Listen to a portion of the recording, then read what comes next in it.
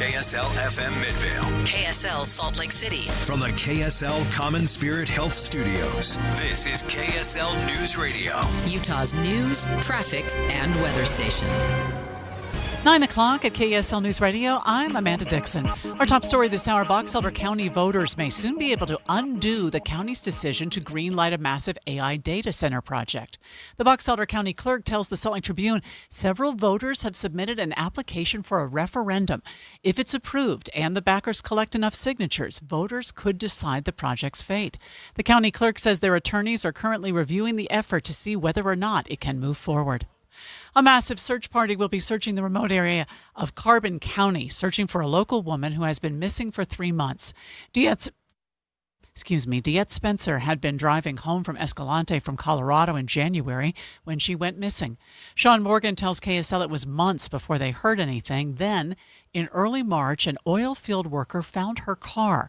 Family members believe the car stopped working, so Diet got out and started walking. And we're hoping that with the new angle, some fresh eyes on it, that, we're just hoping for something will turn up. Just have closure for the family. Morgan says they understand it's likely she is no longer alive, but would like to bury her with her husband.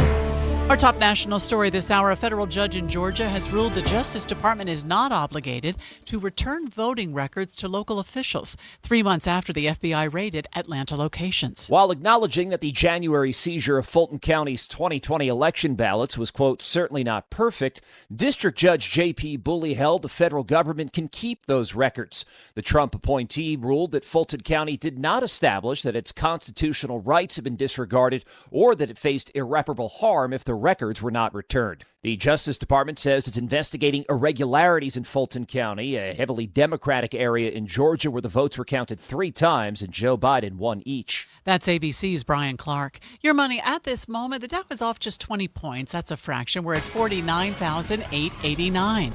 We've got a warming trend in place. KSL weather is next. KSL News Time, 9:02.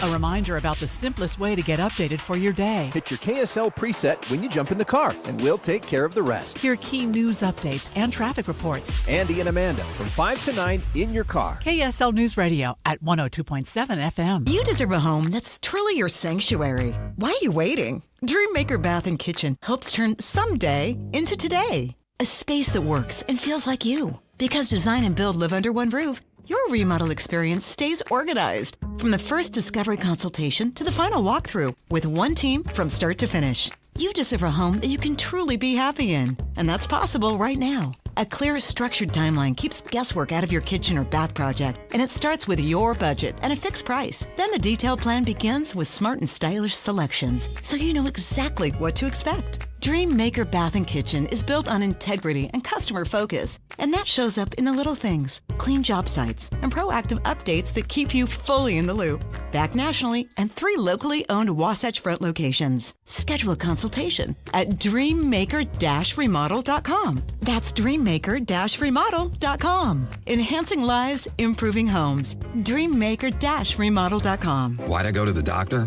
Working on the farm, my heart kept skipping a beat. I didn't think much of it, but my daughters made me get checked out. Turns out I have atrial fibrillation, which increases the risk of stroke about 5 times. Symptoms like irregular heartbeat, heart racing, chest pain, shortness of breath, fatigue, or lightheadedness can come and go. But if it's AFib, the risk of stroke remains. If you have symptoms, contact a doctor. I'm so glad I did. Visit notimetowait.com. Sponsored by Bristol-Myers Squibb and Pfizer. Check engine or ABS light on? Take the guesswork out of your warning lights with O'Reilly Veriscan. It's free. Ask for O'Reilly Veriscan. O'Reilly Auto Parts.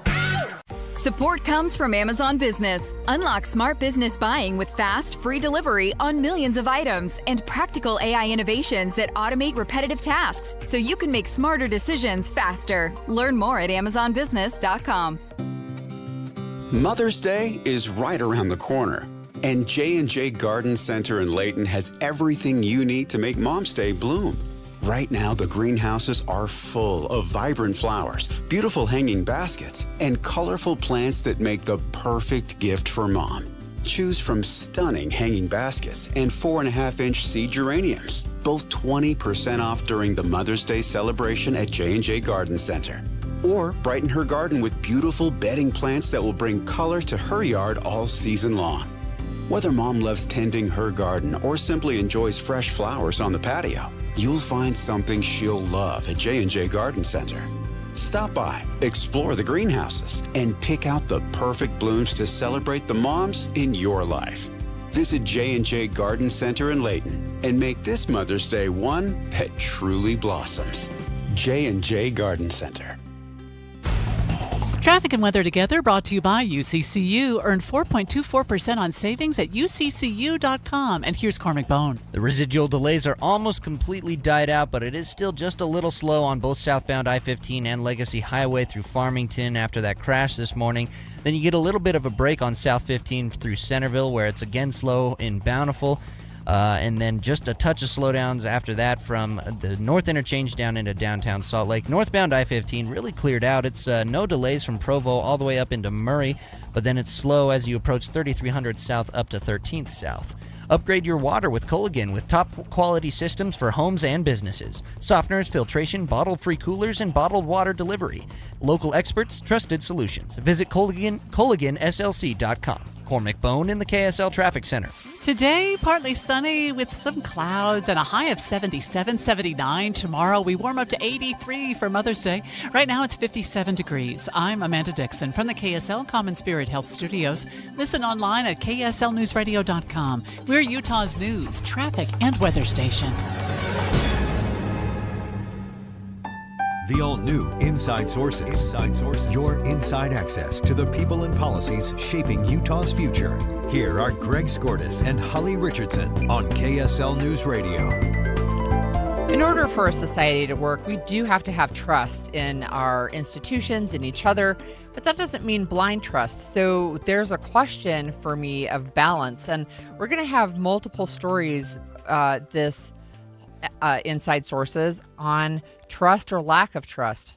Yeah, and one thing that we've really been focused on in our country is trust in the electoral process, trust in our elections and what that means. And Utah has actually passed some laws, which we didn't talk about yesterday when we talked about new laws, dealing with that. Nationally, it's become a big phenomenon. And it's something that, I don't know, who even thought about distrusting the election process until 4 or 5 years ago. It wasn't something we really considered. I think back in the day when we had the what was it, the vote early and often. Yeah, right. I mean, 100 plus years ago there was some distrust also. Right. But look, there's also these ongoing election changes. There are processes that I do trust. So, for example, I really do trust Utah's mail-in vote system. I think it's very stable. I think it has really encouraged voter turnout. But overall, the knee-jerk reaction of I don't trust anything or anyone, I mean, that continues to affect our society. And it seems to be borne out more and more when someone loses an election. It's because somebody else did something wrong. It's from both sides, but people just don't trust the system when they lose. So Lieutenant Governor Deidre Henderson, who's our state elections officer, she sat down with KSL's Lori Pritchard to share some of her thoughts on the continuing questioning and attacks on our election system. We want to play some of the interview for you, and then we're going to talk about it. As trust in elections continues to face new tests, both locally and nationally, Utah's Lieutenant Governor is finding herself in the middle. From fighting misinformation to new state voting laws to a lawsuit filed by the federal government, her job has never been more challenging. This as she's become one of the state's fiercest defenders of a voting system that she says is under threat of being undermined by fear. Fear sells. Facts are boring.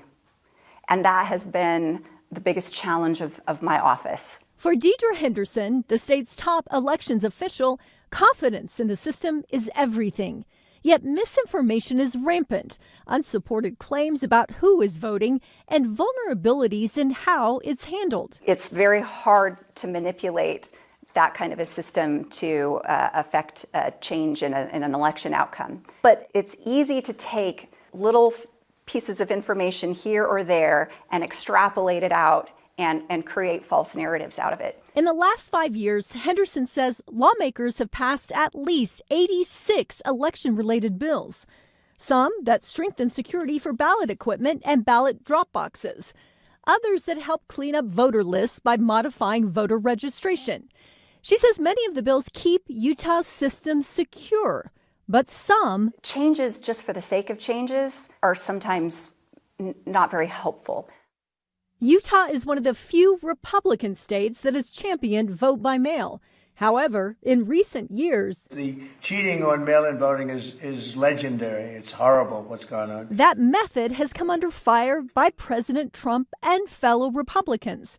In 2029, Utahns will have to opt in to vote by mail. I think there is a narrative that the manner in which someone votes somehow has an effect on the outcome of an election. And we have seen that is not true. I think that vote by mail in general makes states have a much cleaner voting list than if you have only in person. She says that's because it pushes county clerks to update voter lists, sometimes daily. If vote by mail goes away, there's really no incentive to clean off people who moved or died because people show up with their ID and they vote in person and that's that. A state review now underway found just one non-citizen on Utah's voter rolls, and that person never voted.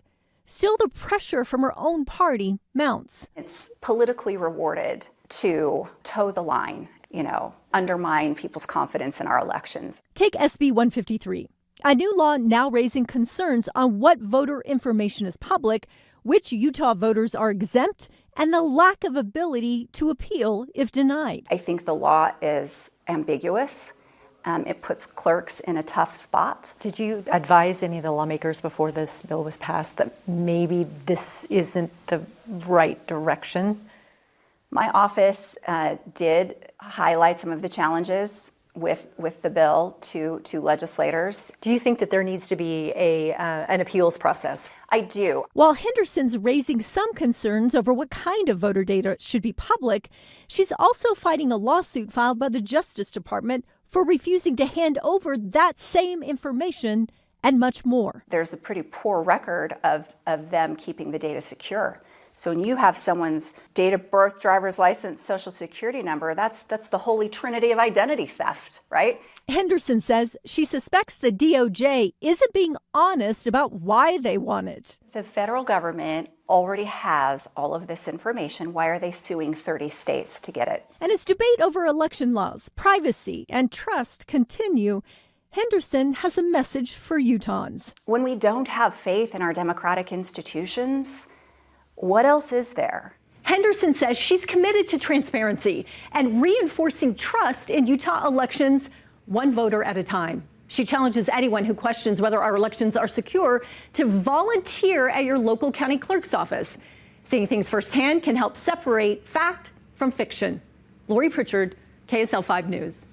Interesting that she talks about voting by mail as having a greater sense of integrity because what she said was there's otherwise no incentive to check voter lists because people are just showing up and they vote. But when you're doing vote by mail, the county clerks are on their toes and looking at the voter list to look who's passed away, who's moved out of their area, and they're staying on top of it better. Clean. They have a reason to do that. Yeah, and I think Lori mentioned that we have a 99%, I think it's 99.9% out of 2.1 million voter registrations. There was one person who was a non-citizen, and that person had never voted and is no longer on the rolls.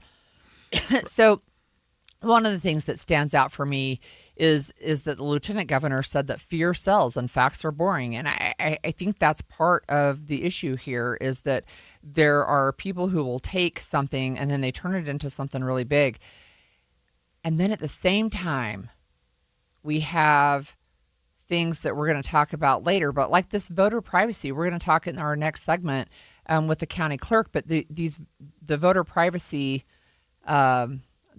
basically being undercut by the Utah State Legislature, it's deeply concerning, right? And so I think there's a lack of trust on the part of the public towards elected officials, but largely on elected officials not trusting the public either. Yeah, and even the Supreme Court weighing in recently on what has effectively gutted the Voting Rights Act. The Voting Rights Act of 1965. It hardly even exists anymore because that was in part to keep people honest and to keep the system honest. And of course, the logic of the Supreme Court is it worked. Everybody's honest. Let's move forward. So anyway, I think it's an interesting conversation because I agree there are definitely places we should trust, and I also agree that there are places where we should question. So when we come back after this break, Utah's voter privacy laws are changing. We've talked about that. Several parts of the law went into effect yesterday. We're going to break down the changes and if there's anything more you can do after the break. Doug Wright here with Monty at Connecticut Quality Water Systems of Salt Lake, an authorized independent dealer. Monty, give it to me straight. Why is Connecticut the premium choice over those standard electric softeners? Doug, it comes down to this. Do you want an appliance you have to babysit? Standard water softeners have microprocessors and computers that need setting and adjustment, and they use a lot more salt. So you get to haul 40-pound bags of salt down to your basement every month or so. And Connecticut? Zero electricity, zero timers to reset, zero downtime, and uses 70% less salt. It's a higher standard of engineering that completely removes the hassle of owning a water softener. That's what I love about my Connecticut. Dee and I never have to even think about it. We occasionally add a bag of salt and it just works, and I've never had to set or adjust anything. Do what I did and get the one that just works. Find out how soft your water could be at softwaterutah.com. That's softwaterutah.com. Hey Utah, have you heard? Nuclear energy might be coming to our state. Now, before your brain jumps straight into sci-fi movies, let's talk about what nuclear actually does. Nuclear technology helps power our nation's submarines, supports life-saving cancer treatments, and produces reliable electricity for millions of homes. That said, nuclear power also comes with some common misconceptions. Don't worry, we get it. Here's a fun fact. You're exposed to more radiation eating bananas than you are living near a nuclear power plant. And get this, a lifetime supply of nuclear energy fits into a single soda can. Despite what some people believe, nuclear energy is safe, clean, and incredibly efficient. But don't just take my word for it. Energy decisions matter, and Utahns deserve the facts. Learn more about nuclear and what it can mean for you. Visit energy.utah.gov/nuclear. Do you have chirping smoke detectors? What's up, everybody? I'm Mike Wilson with Any Hour Services, and if you've ever experienced chirping smoke detectors, you already know how annoying it can be. A great first step to try and stop the chirping is to change the batteries. If the chirping continues, it's possible that your smoke detector has gone bad. As a matter of fact, a lot of people don't even realize that manufacturers recommend replacing the smoke detector altogether after 10 years. If you remove the smoke detector from the wall, on the back you should find a date of when it was made. Do a little math and you'll know how old it is. Now, Any Hour Services knows being a homeowner means you've got a list a mile long of things to do around the house, and check my electrical system probably isn't one of them. That's why we've put together this radio special for any homeowners listening. One of our licensed electricians will perform a comprehensive inspection of your electrical system that includes testing those smoke detectors and give you a full written report for only $29. But you have to mention this ad when you call. Call Any Hour Services to schedule it. 801-443-7300. 801-443-7300. Any Hour Services. I'm Ed Evans, CEO of Consumer Cellular. No, we're not one of the big guys. Truth is, we don't want to be. If you're over 50, Big Wireless probably has you paying for more data than you might need. You could be throwing away thousands over a lifetime. Our entry-level data plans start at just $20 a month. And for a limited time, switch and get your second month free. Call 1-888-FREEDOM, visit consumercellular.com or a store near you and get your second month free today. Plans include $5 credit for auto pay and e-billing. See site for additional details. This is the story of the one. As a maintenance tech at a university, he knows ordering from multiple suppliers takes time away from keeping their arena up and running. That's why he counts on Grainger to get everything he needs, from lighting and HVAC parts to plumbing supplies, all in one place. And with fast, dependable delivery, he's stocked and ready for the next tip-off. Call 1-800-GRAINGER, click Grainger.com, or just stop by. Grainger, for the ones who get it done. We asked parents who adopted teens to share their journey. Nathan has taught me to embrace the moment. Age-wise, I'm in my late 60s. I'm old enough to be his grandfather. Will he be embarrassed to acknowledge me as his dad? I think the most important thing we can do is let them know that they're safe, that they're valued and cared for and loved, and that they're important. I knew I wanted to be adopted by him because of how he taught me to be the person who I am today. And it's coming from a dad that didn't expect to become a dad, and I feel very proud to be his son. That was what he needed, and he was what I needed. Every day is full of new opportunities. That's what it's been about, realizing the simple things that it takes to make such a huge difference in these kids' lives. Learn about adopting a teen from foster care at adoptuskids.org. Brought to you by Adopt US Kids, the U.S. Department of Health and Human Services, and the Ad Council. And expanded Inside Sources. Among many laws that went into effect yesterday here in Utah, one is a law changing voter information privacy. That's Senate Bill 153. We talked about it earlier when the legislature was dealing with it. That contains that only it really provides that only eligible voters can ask that certain information be withheld. And a lot of people contacted us right after that went into effect and said, I don't want my information out there. They were concerned about that. Yeah, and in fact, several of them I know told us that they believed that they were just going to go ahead and unregister or not even be a registered voters. So you could apply for an at-risk designation and still keep your voter record private, but those forms were due yesterday. So I wanted to get an update on how things are going. So we have on the line with us Ricky Hatch. She's the Weber County Clerk and Auditor. Hi, Ricky. Thanks for joining us. Good morning. How are you doing? We're so good. Hey, I wanted to talk to you a little bit about the voter privacy law, where basically many people who had decided to keep their voter information private no longer qualify. So I know yesterday was the deadline. If people didn't get an application in by yesterday, are they out of luck? No, absolutely not. They still can submit that form. The state law just says that on the 25th of May is when the voter list becomes public. That's when their currently withheld or private status will become public. And the law was set such that the deadline of the 6th was set so that the clerks have time to process all of those at-risk requests. So if they get it in as quickly as possible, we will process that as quickly as possible, and it's quite possible that we could get their at-risk designation approved before the 25th.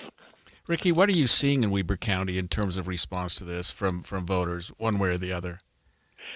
We've received at-risk requests from about 1% of all of our voters, about 1,500 voters. Probably about a third of those, a little over a third of those, are due to domestic violence or protective orders.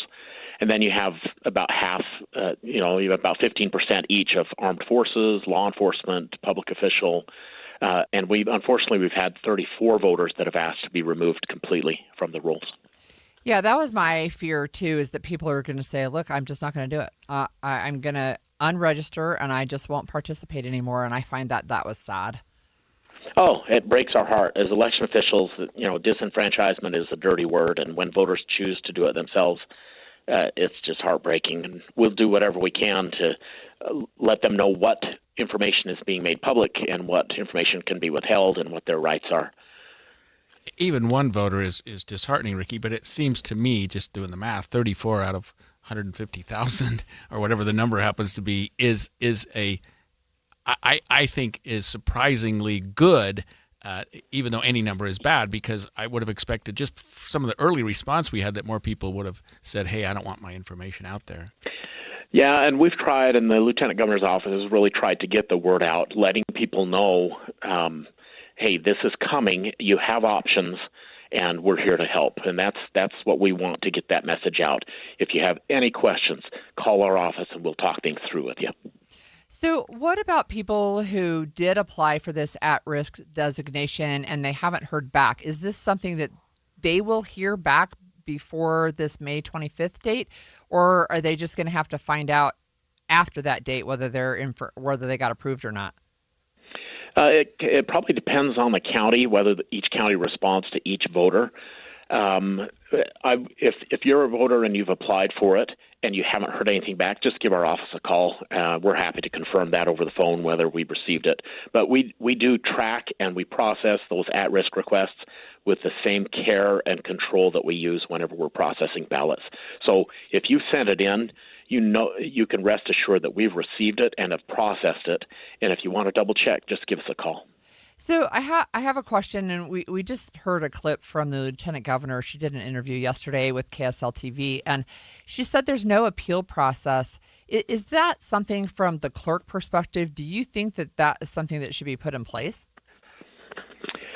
We're super careful with this because it's a person's safety that's involved. So the clerks are super careful.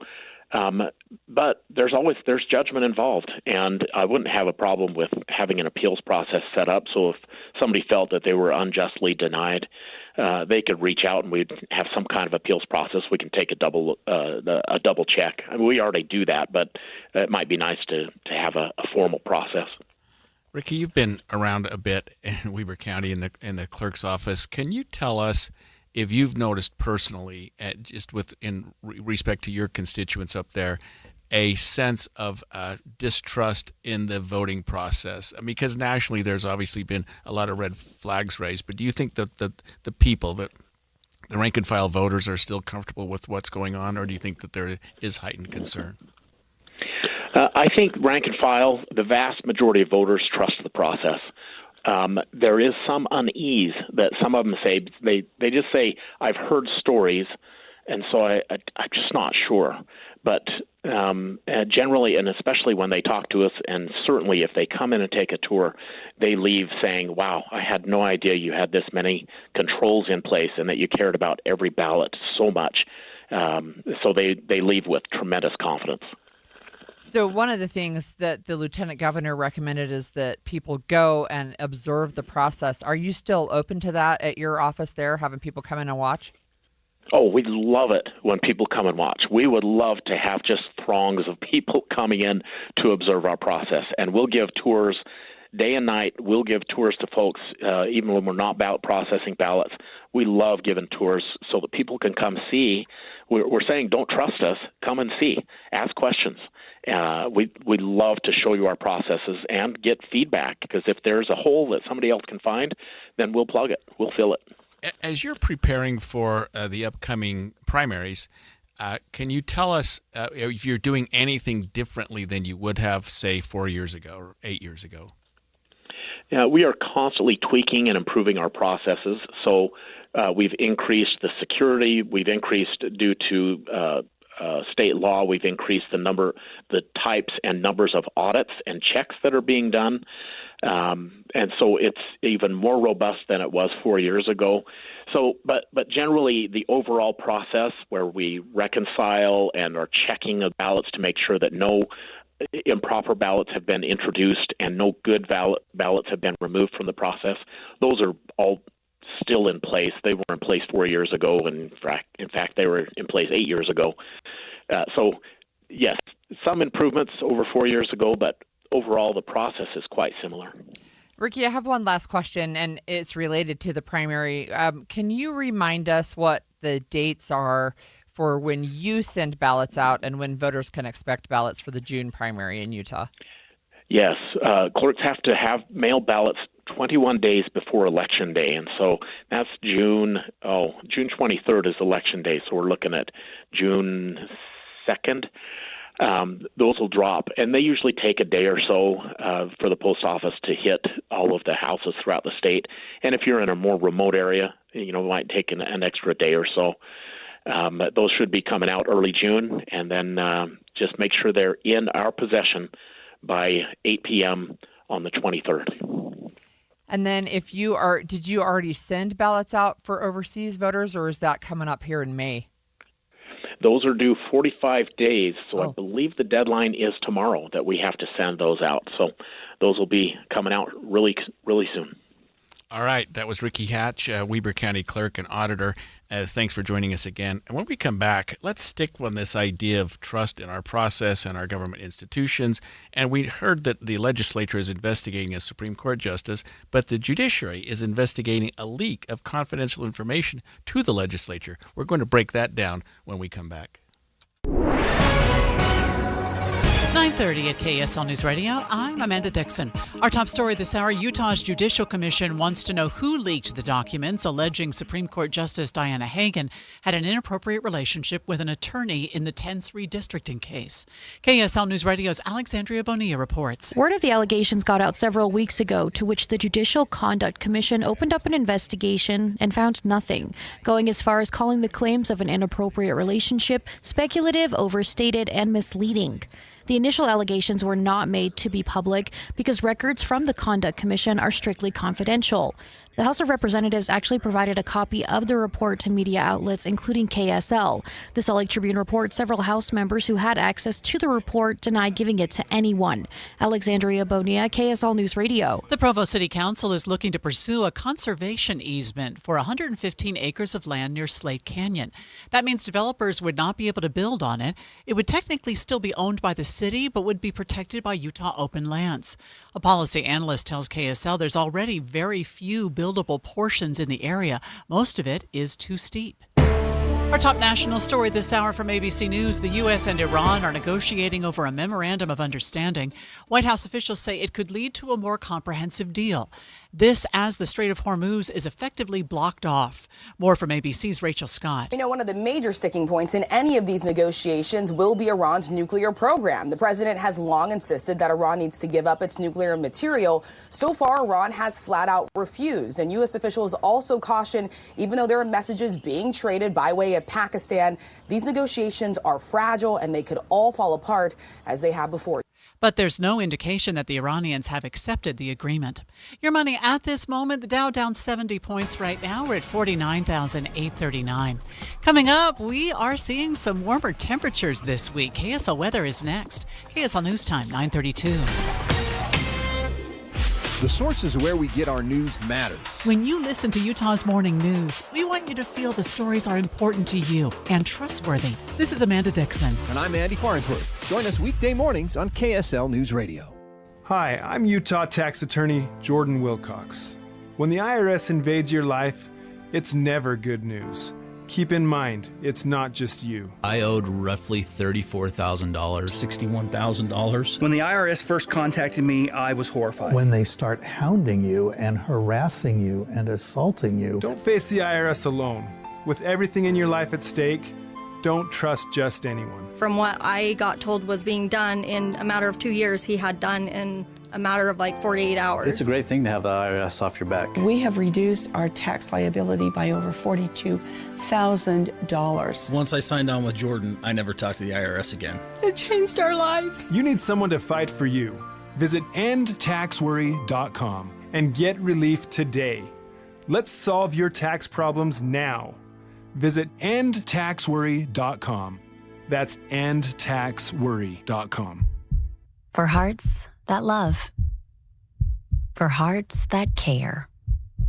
For hearts that comfort. For hearts that heal. We care for them all. At Common Spirit Health, we know that each patient is unique. That's why our cardiology team is committed to caring for every kind of heart. Find heart care near you at mountain.commonspirit.org.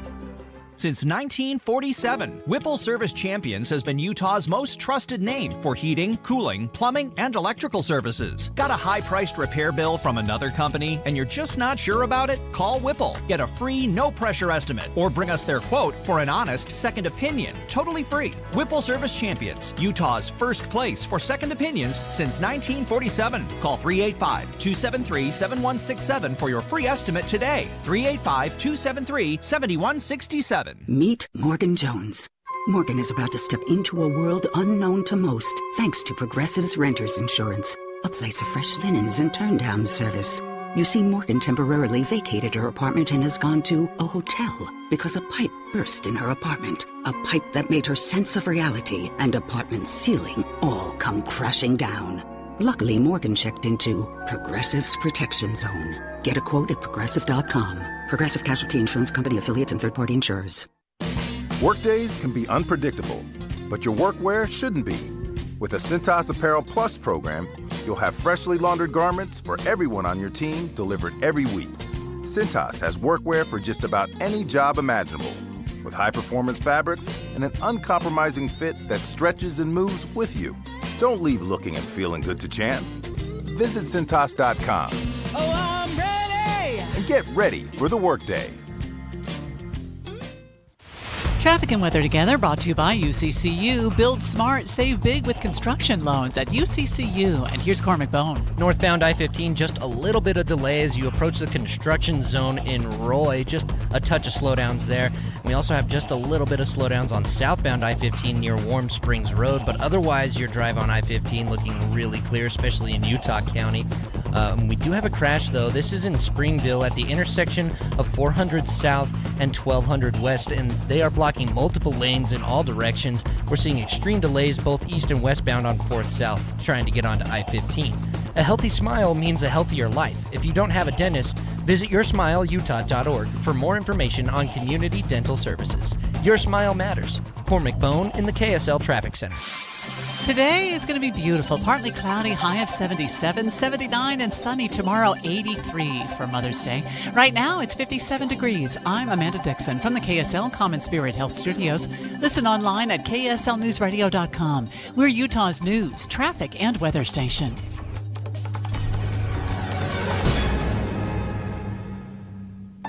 The all-new Inside Sources. Your inside access to the people and policies shaping Utah's future. Here are Greg Skordas and Holly Richardson on KSL News Radio. Speaking of trust, and we are speaking about trust, when it comes to that, how important is it for our various branches of government to trust one another? Should there be an element of distrust among them in order to keep the checks and balances intact?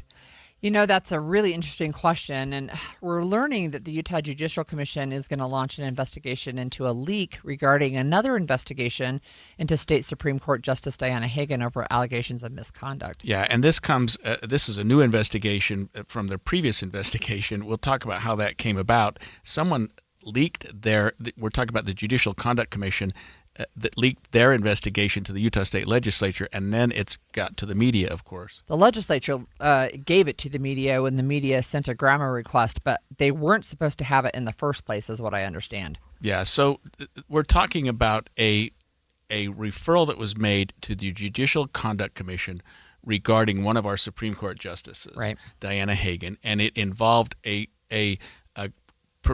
potential conflict of interest that she may have had with an attorney who was appearing in her court. And this attorney was one who was arguing on the redistricting case. And the question was whether or not she had a personal relationship with him that should have recused her from proceeding with that, with hearing cases that he was on. Right. And her sworn statement said that the friendship renewal with this attorney didn't happen until 5 months after she wrote an opinion in the redistricting case. And at that point, I should say, then she recused. Further proceedings with him in her court, she recused herself. Yeah. She wasn't involved in. Right. So tell me then, how does the Judicial Conduct Commission review usually work? Okay, so the Judicial Conduct Commission is just that. We have the bar that oversees lawyers. The Judicial Conduct Commission oversees judges, and anytime there's a complaint involving a judge, the Judicial Conduct Commission has a prosecutor, they have investigators, they present a case, and the commission is made up of 11 individuals, only maybe 2 or 3 of which are judges. There are 4 legislators, I think, 2 reps and 2 senators. Yeah, There's some citizen representatives. There are a couple of judges, and they sit in judgment of cases, and I've appeared before the Judicial I just did a trial before them just about a month ago, and it's like a trial, although there are 11 judges there, depending on who's there, and you present your case, the prosecution presents theirs, and then they deliberate and decide what to do about a specific judge. And that could include everything from you're never going to be a judge again to knock it off, and everything in between. Or even that they didn't find enough information to move forward with anything. Exactly, right? yes. That you can toss the complaint, which is the case I understand with Justice Hagan. Right. And then the Utah legislative leaders are like, well, we don't think they asked the right questions. But back to the original point, they weren't supposed to have that information anyway. So now what the JCC has done is they've appointed, I think, 3 people from within their own body to look at maybe how a leak happened. Who leaked it, right? Because proceedings before the Judicial Conduct Commission are private. Yeah. as many proceedings, for example, Doppel or the Insurance Commission or things like that. Now, when a body like that or the bar makes a decision, they'll make that public. They say, we've heard a case involving this particular lawyer, and here's what we're going to do. Or if they don't do something, they take no step, then there's nothing to release. Yeah. The public doesn't have the right to that information because there was nothing there. Nothing untoward.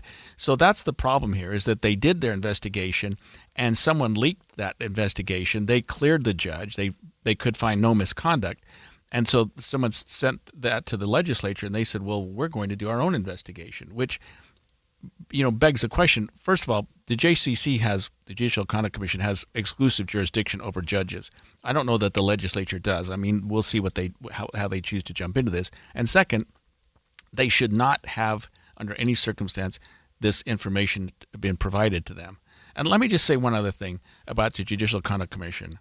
And I've seen this with representing lawyers and police officers when you go out to post peace officer standards and training. And you probably noticed this from your own career, in the medical profession. When you're sitting in judgment of your own people, you're much harder on them. Yeah. You know what I mean? Yeah. I think lawyers are really hard on lawyers. Yeah. Judges are really hard on judges. Yeah. Cops are really hard on cops. You know what I mean? Doctors are really hard on doctors. And so it's not like, oh, we're protecting ourselves. Right. We don't see that. I do not see that in this state in terms of investigations internally. Yeah, it's interesting. It's a Class B misdemeanor for anybody to release records that are classified as private, so there's that. But I saw this line in a Salt Lake Tribune article. This is from Shaylin Heyman, the chair of the commission, and she says, I'm concerned that there's been irreparable harm done here. But the best we can do is try to figure out how to install trust and confidence in the people of Utah and the judiciary and the executive branch and the legislative branch going forward in what we do. And we saw that irreparable harm at the recent Republican convention. Oh, yeah, absolutely, where you had people calling her out by name saying don't retain her. Right, in part because of information that was absolutely not supposed to be made public. Yeah, and because there was nothing there. Right, because there was nothing there. So the commissioners did appoint 3 members, and one is an attorney. One is a judge who happens to be on the Court of Appeals, and then there's a citizen member to work with the staff to find out how this information was leaked. Now, I think it's going to be difficult to prove who leaked the information because it's going to require somebody on the other side to say, yeah, I got this. What kind of tools might they have available? Like, can they subpoena records? I think they can subpoena records, and they can probably subpoena witnesses, and they can probably take testimony because it came from within the commission or within the commission's attorneys to see, or anybody, somebody somewhere involved in that hearing, right? Right, yeah, who would say, "Hey, I want to leak this to the legislature and the media of all sources." I mean, it's crazy. It's another way. It's kind of a two-edged sword. First of all, the distrust you have in the institution that this was leaked, but then maybe the distrust that is being portrayed by the legislature saying, hey, we didn't know about this. We don't know that we trust your own internal investigation. I mean, I'm not phrasing that very well, but it causes concern from all angles. And you read it at the outset here, the irreparable harm that's been done here. It's devastating, I think, for the judiciary. Yeah. So it reminded me of the leak for the Supreme Court with the Roe v. Wade decision, how the decision was leaked before the actual decision was written. And so I had to look and see what happened in that. It took 8 months, 126 interviews, 23-page report. They didn't find the leaker. They don't know how that information got out. It's almost impossible. And if anything's ever leaked to the media, and this wasn't to the media out at the outset, it was to a legislator. The media doesn't have to disclose anything. You're never going to find that except with some court order that's rarely issued. But when it's leaked to somebody like the legislature, that First Amendment privilege isn't there. So they can subpoena witnesses, whether they'll tell the truth or not, or tell the whole story. It remains to be seen. But somebody leaked this, and somebody knows who leaked it. Wow, that's really interesting and also sad. Okay, so coming up in brighter news, there is a promising new depression therapy that focuses on finding joy. I love that. Not just getting rid of the depression. And there's a new Dark Skies program that could help youth better understand their own emotions. We're going to go deeper on youth mental health and happy stories next. You trust us for news and information in your car. Now trust us at home. KSL News Radio has you covered, keeping you informed on the latest breaking news, weather, traffic, sports, and more. Listen on your Amazon Echo or Google Home device. Just say, Alexa, open KSL News Radio, or listen on the KSL News Radio Listen app. Text the word app to 57500. KSL News Radio. We have you covered. Tim Jr. here from RGS Exteriors. And let's face it, it's time to update the look of your home's exterior. When was that thing built? In the 50s, 70s, 90s, the 2000s? Well, it's looking like it. Faded siding, drafty windows, leaky gutters. It's time to take action now. RGS Exteriors has been taking Utah homes from drab to fab for over 5 generations. We only use the highest quality materials, like James Hardy siding and gutter topper gutter covers. You will be blown away by how much different and better and awesome your house can look. Your neighbors will be jealous, your home value will go up, and most of all, you're going to love it. Everything we do comes with our industry-leading 10-year everything guarantee, so you can sleep like a baby, knowing if anything goes wrong, you're 100% covered. For a free estimate on your gutters, windows, siding, or anything on your outside of your home, call RGS Exteriors at 801-280-3110 or visit us at rgsexteriorsutah.com. That's rgsexteriorsutah.com. A mother's love doesn't always look the same. It's in the woman who raised you, the one who chose you, the one who stepped in when you needed it most. It's in grandmothers, sisters, mentors, and the women who show up again and again with love, strength, and grace. This Mother's Day, Duke's Jewelers celebrates all of them.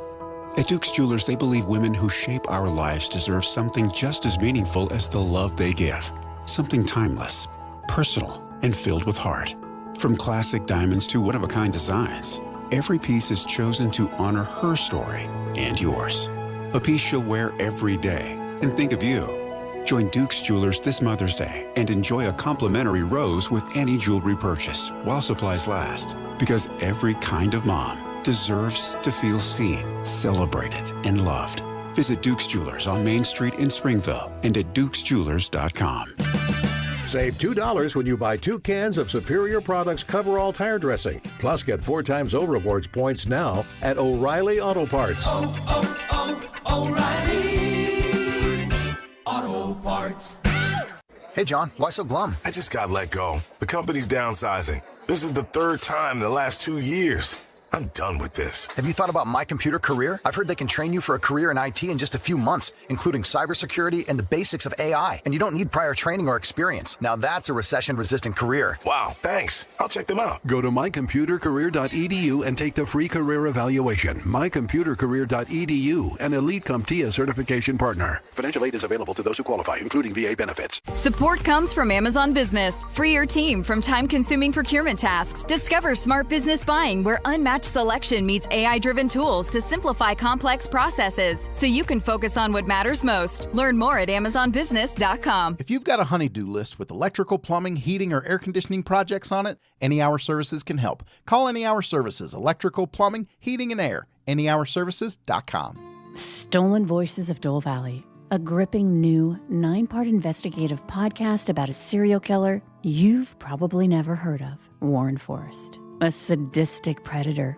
who prowled the Pacific Northwest in the early 70s. He hid behind the deeds of Ted Bundy, and he's only been convicted of 2 murders, but is suspected of many more. Since the release of Stolen Voices of Dole Valley, a witness identified in the podcast could lead investigators to the remains of Jamie Grissom. He ran into the woods. He said he stumbled. As he fell down, he looks up and sees the body of a young woman. And now the FBI is testing forensic evidence that had been collecting dust for decades. This cold case is now red hot. Binge the entire season of Stolen Voices of Dole Valley right now, wherever you get your podcasts. And make sure to hit that subscribe button so you don't miss out on the latest breaking news. Thinking about retirement? Make sure a My Social Security account is a part of your plan. A My Social Security account gives you secure access to your personal earnings history and benefit status. You can find out if you're eligible to receive benefits, compare retirement benefit estimates at different ages or dates, view spousal benefit estimates, and more. Plan for your future. Open a My Social Security account at ssa.gov/myaccount. Social Security, securing today and tomorrow. Produced at U.S. taxpayer expense. and expanded Inside Sources. Inside Sources. Well, here's something that's really cool, especially because this is Mental Health Awareness Month. We've talked about that a little bit. There's a new depression therapy out that we're learning about that focuses on finding joy, not just eliminating sadness. And I think that maybe it might not sound like a big difference, but it really is different, and it can have some really big effects.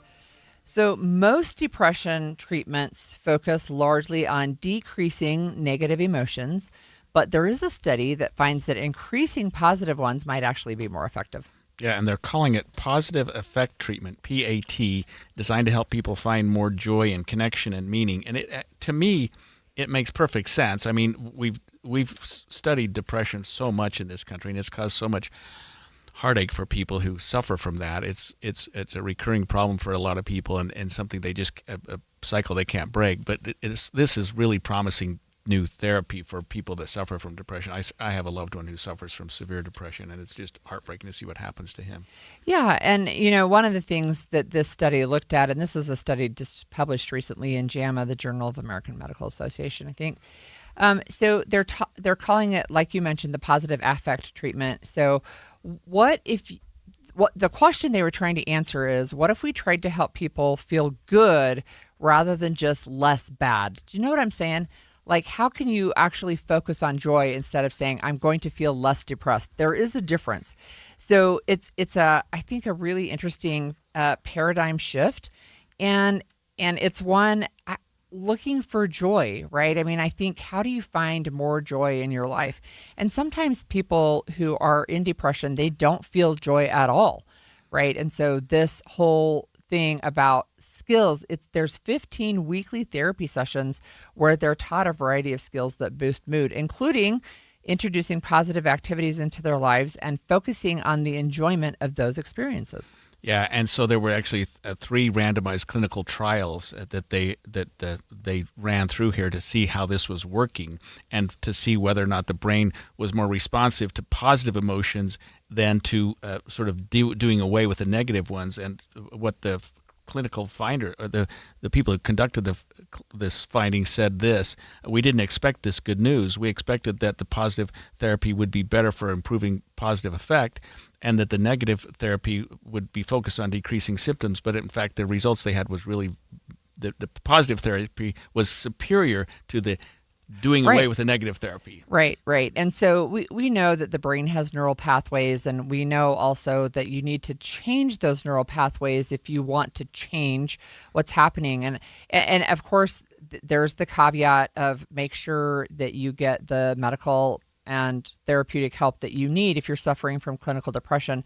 But even focusing on more ways to find joy helps people who are sad and not clinically depressed, right? So you can get that. But there's just some fun ideas, I think, about how do you do that? Like, what brings you joy?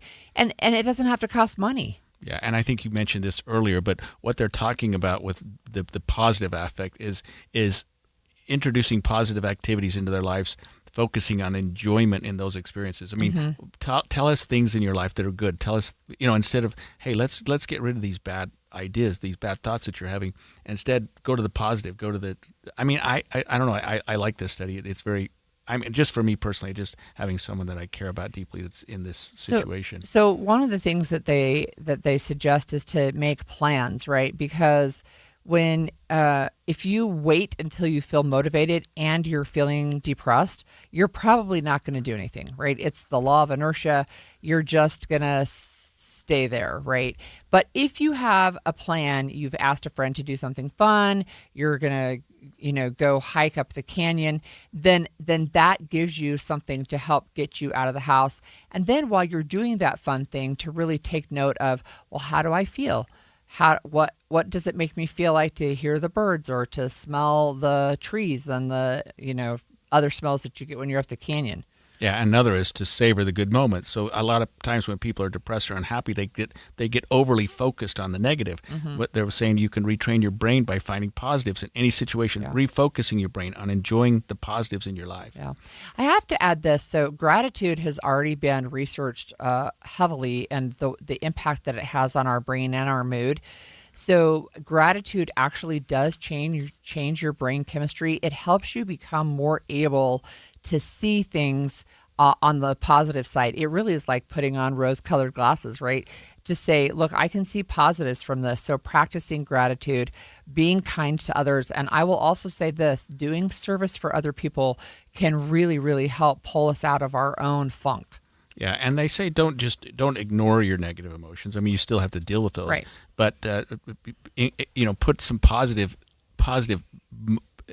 ideas in there as well, because you can't get rid of your negative emotions unless you recognize them and talk about them. But then you can also, in terms of working through those, talk about things that are positive going on in your life. And we all have emotions that span the spectrum for a reason, right? I mean, being cautious and maybe fearful can save our life sometimes, right? So it's not like we're trying to get rid of them, but to keep them in appropriate balance, but to look for more joy. But related to that is another story that I saw. This is from Utah State, and this is specifically focused on youth mental health. But this is a program that they are starting up at Utah State. It's a Dark Skies program for youth to help promote, quote, the emotion of awe, right? You know how you used to say, oh, that's awesome, because it was inspiring awe? I'm not sure that kids even know what awe is anymore. Yeah, so I looked at this Dark Skies program because I think of dark skies as these areas we have in the state of Utah. Yeah. They're dark skies area that are beautiful. You can see the stars better. But this is helping teens with their mental challenges by helping them get outside and experience the beauty and peace of the stars, to get them out and see the dark light, the dark skies. And to get away from the distractions of a digital life, right? Right. So, yeah, they have a Utah State Extension program they created. It's called Skyward, Recalibrating Life Under the Stars. It's nature-based. It supports teen mental wellness through guided activities and shared outdoor experiences. So, I know that when we go camping and you get away from some of the light pollution, it's incredible what you can see. And I haven't even been to some of the dark sky. I have just been up the local canyon, American Fork Canyon. And so the ability to see this is like, oh, wow, that really is incredible. We have a place down in Torrey, which is a dark sky area, and even our home up in Eden, it's a dark sky area. And what's really fun about those, and just what I think is going to be important for these kids, is if you're in a dark sky area, all the homes have their lighting so that only points down. Oh, wow. There are no light cool. bulbs. All the lights Yeah. have caps, and so it truly is a dark sky. And even I'll have neighbors say, "Hey, you left your lights on." It's got to be dark, and it makes a huge difference. And we'll sit outside and just look at the sky, and you see it in a light. I guess that's not the right word. Light that you never saw before. You see stars like, holy cow! It's so incredible, and I think that would be helpful for young people to look at that and go, "Wow, I'm looking at something I haven't seen before." Yeah. So this is Utah State's Skyward program. It's geared towards youth age 12 to 18. It runs from June through November. And these camps are going to be held in dark sky certified areas, state, national parks, and forested areas. So for more information, I know people can go to the Utah State website. But again, just something that I think is amazing for reconnecting to joy and awe. And I also think that one of the additional benefits that we find in boosting mental health is journaling. That was part of my research when I was getting my PhD. There's a lot of academic research that talks about journaling for healing and how positive it can be. It's not just rumination, right? Keeping a journal. Like keeping a journal.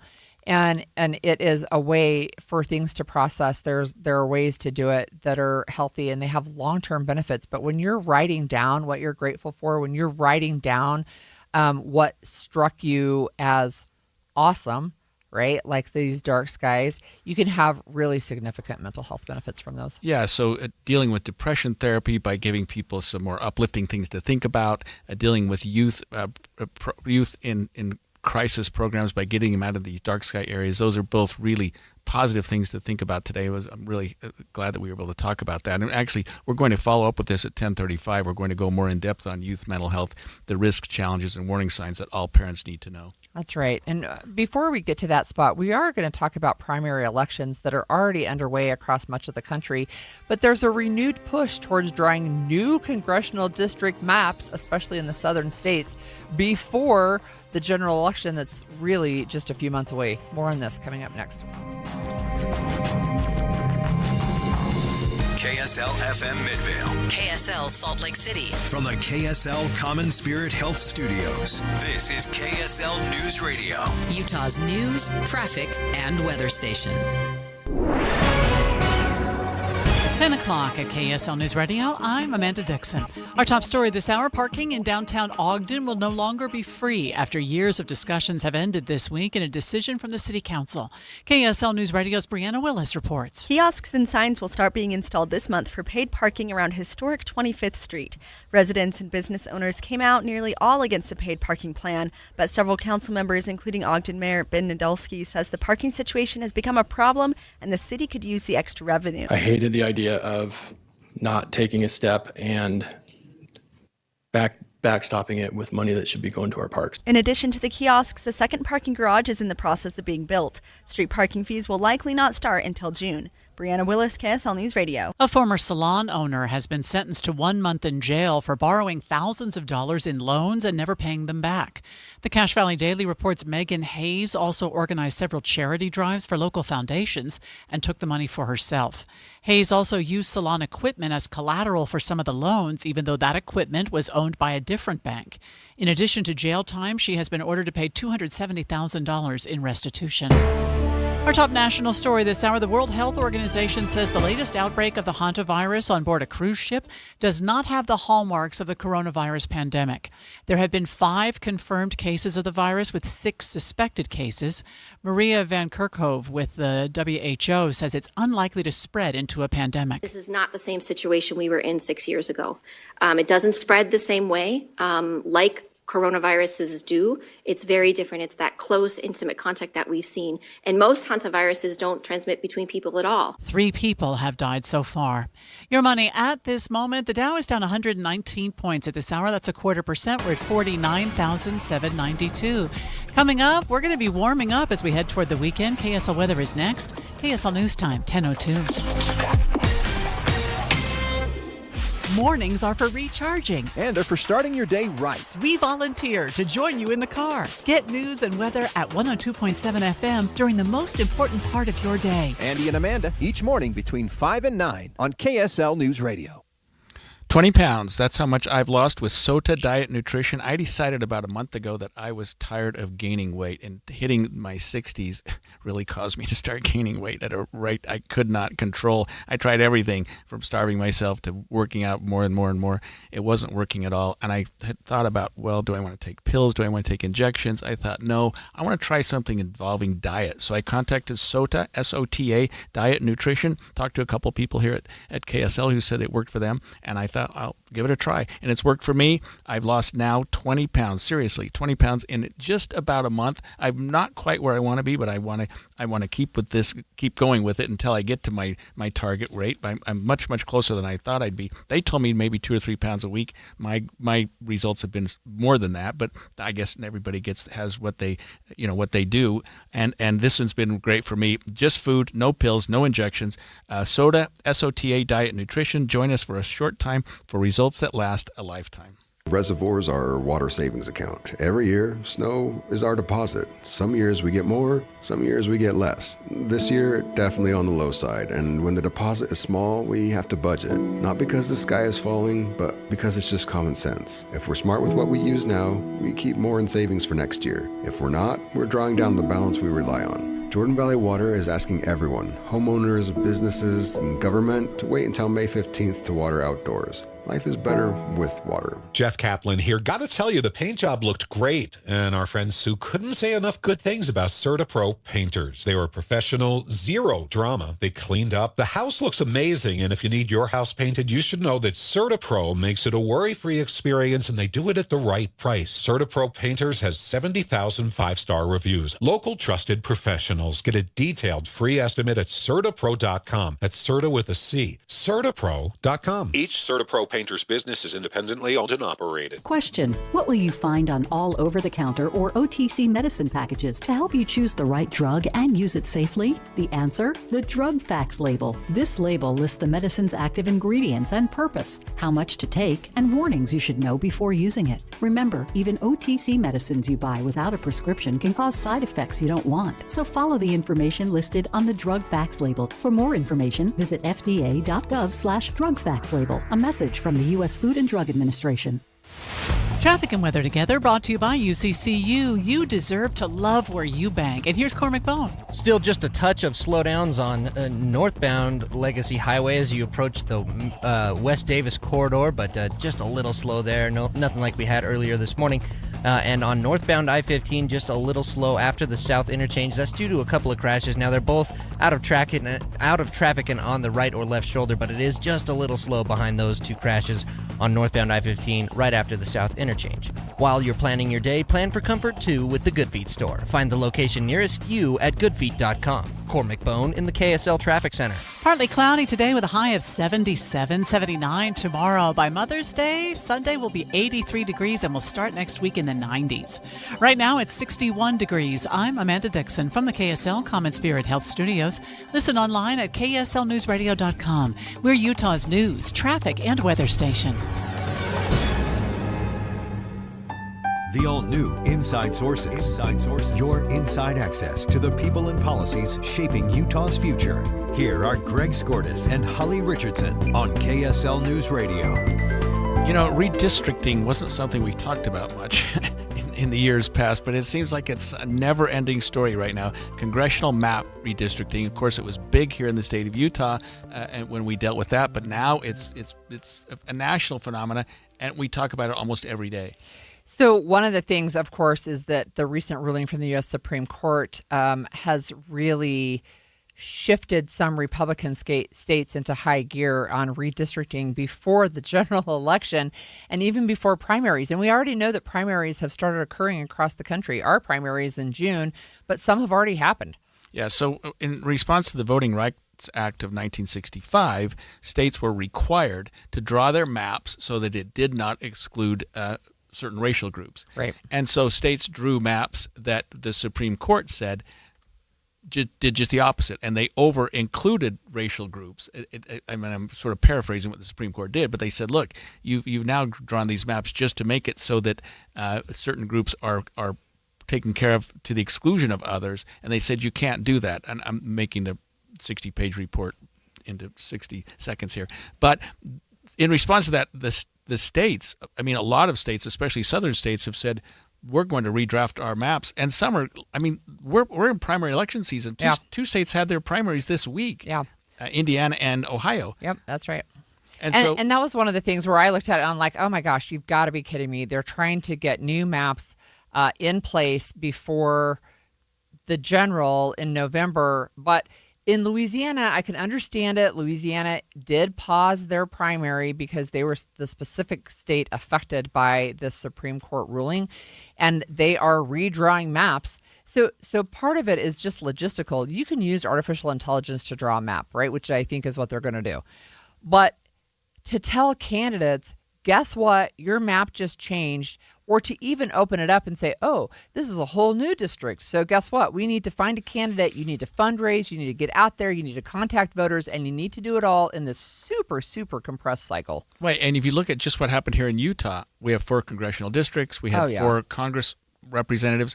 And all of a sudden we redistricted them. And Burgess Owens, I guess I got to hand it to him. He said, look, you other 3, go ahead and run again, and I'll step aside. And because this new CD1, the 1st congressional district, is different, it's going to be a tough go for Republicans. The other 3 congressional representatives picked their district because they were vaguely close to where their previous boundaries had been, although everything changed a little bit.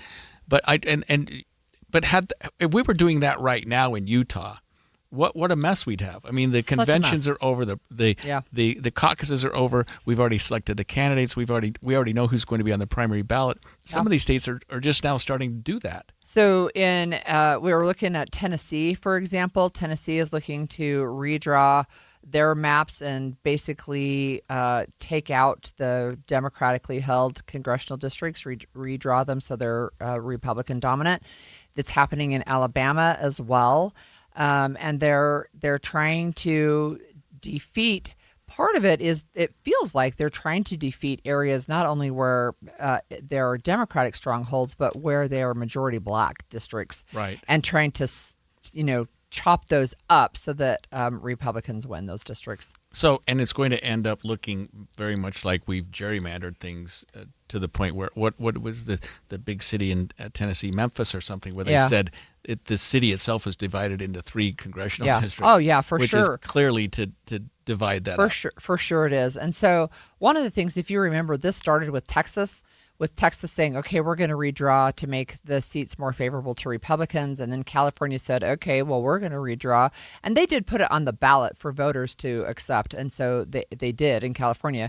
We're going to redraw so that we can get more Democratic seats. And so you have this now back and forth. And remember, we used to do redistricting only once a decade after the census. And now this year, it feels like it's just a free-for-all. And I actually have no idea how it's going to end up. Well, I hope that these states all have a little bit of comeuppance and that by redistricting, they end up diluting some of their districts. And so, for example, maybe in Texas, we get a few more Democratic seats. Maybe in California, we get a few more Republicans because they've diluted some of those seats. I mean, I hope that we look back on this and go, boy, that was dumb. It just didn't make sense. Now, in Utah, it's a different animal because we do have a seat now that is going to be at least Democrats have a fighting chance, maybe even more than that in that particular district. But I'll tell you what, that district's not going to be the same in 2 years. I don't think we're going to change it again. Yeah, I think that's true. So you mentioned Memphis, Tennessee. There's already 3 districts there. This new map would create 3 districts, breaking up their the only Democratic held district, which is centered on the majority black city. So the justification is, well, we're a Republican state, and so we're going to make sure it reflects that. But you're also like, it's just, gosh. So it's too close to an election, it feels like. And yet here we are. We're going to go make these changes literally, 5 months? Yeah. Until the 6 months, yeah. I don't even think the general 6, election. Is it the general? Well, just less than 6. Yeah, May for the general November. election, right? And so even then, you've got primaries. It's like, oh my goodness. And South Carolina's doing it too. And historically, we've done these after the census. Right, every 10 years. Every 10 years. Yeah. And then you just let it ride for 10 years. Yeah. We don't do them in the middle of an election cycle. And shame on Utah. Well, I mean, but ours was not related to we're going to give an extra seat to benefit the Republican Party. That was not the basis of ours. A voter proposition. Yeah, it was related to the voters of Utah and what exists in the Utah Constitution. But it wasn't related to, hey, we're going to redraw districts to make sure that Republicans hold the majority. Can continue to hold that. What I think is important to remember is once you open this door, what's to keep it from happening every time there's a change in leadership?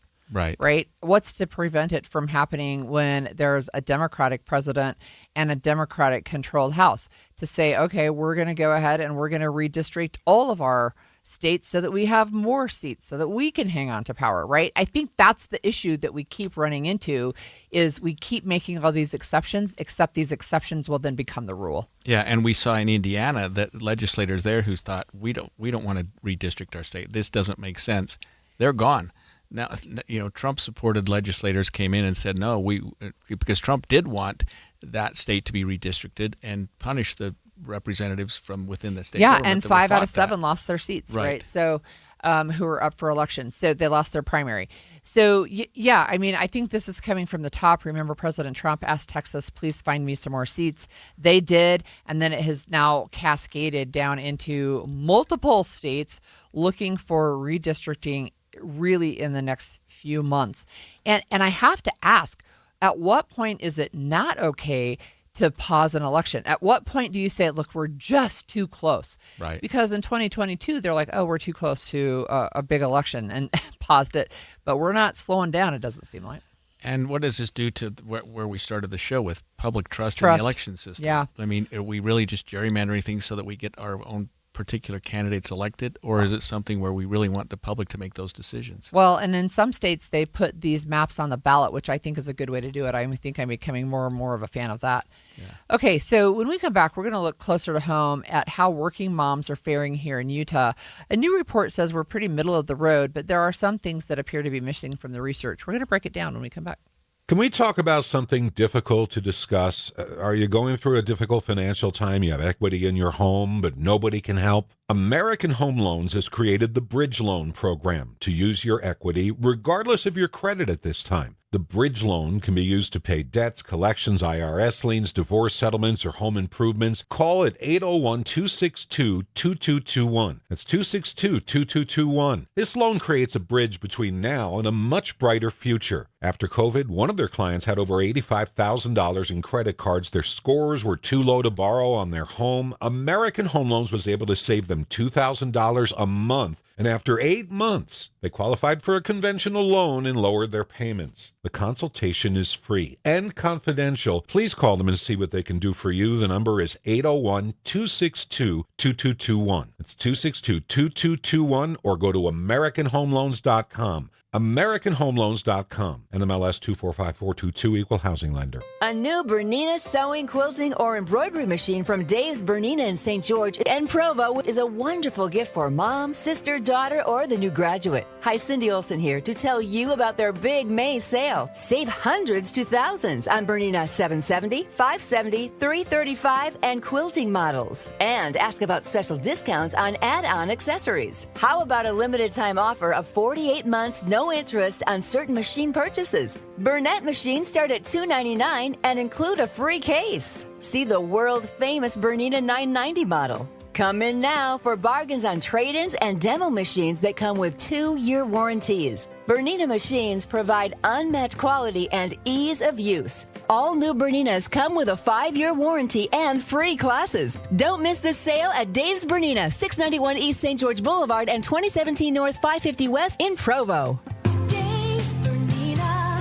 Dave'sBernina.com. Since 1947, Whipple Service Champions has been Utah's most trusted name for heating, cooling, plumbing, and electrical services. Got a high-priced repair bill from another company and you're just not sure about it? Call Whipple. Get a free, no-pressure estimate or bring us their quote for an honest second opinion. Totally free. Whipple Service Champions, Utah's first place for second opinions since 1947. Call 385-273-7167 for your free estimate today. 385-273-7167. The Children's Center Utah provides a unique service in our communities by meeting the needs of very young children and their caregivers. Here's a Little Minds, Big Hope message from Dr. Kyle Smith, the Children's Center Utah's child and adolescent psychiatrist during May's Mental Health Awareness Month. Did you know when young children suddenly regress, like using baby talk or needing extra comfort, it can be their way of responding to stress or change? Identifying the root cause is important. Find out more at childrencenterutah.org. Progressive knows it ain't easy navigating the open plains of home insurance, but there is one man who can help tame that wild herd of options. The Home Quote Explorer. Note, Progressive's Home Quote Explorer is not a real person, but an online tool that lets you compare home insurance. He's the type of feller who helps you decide on the right insurance, even if it ain't with him. Again, not a person, just an online tool that helps you find great home coverage. A real pioneer. Okay, fine. Just do the thing. Progressive Casualty Insurance Company affiliates and third-party insurers. Comparison rates not available in all states or situations.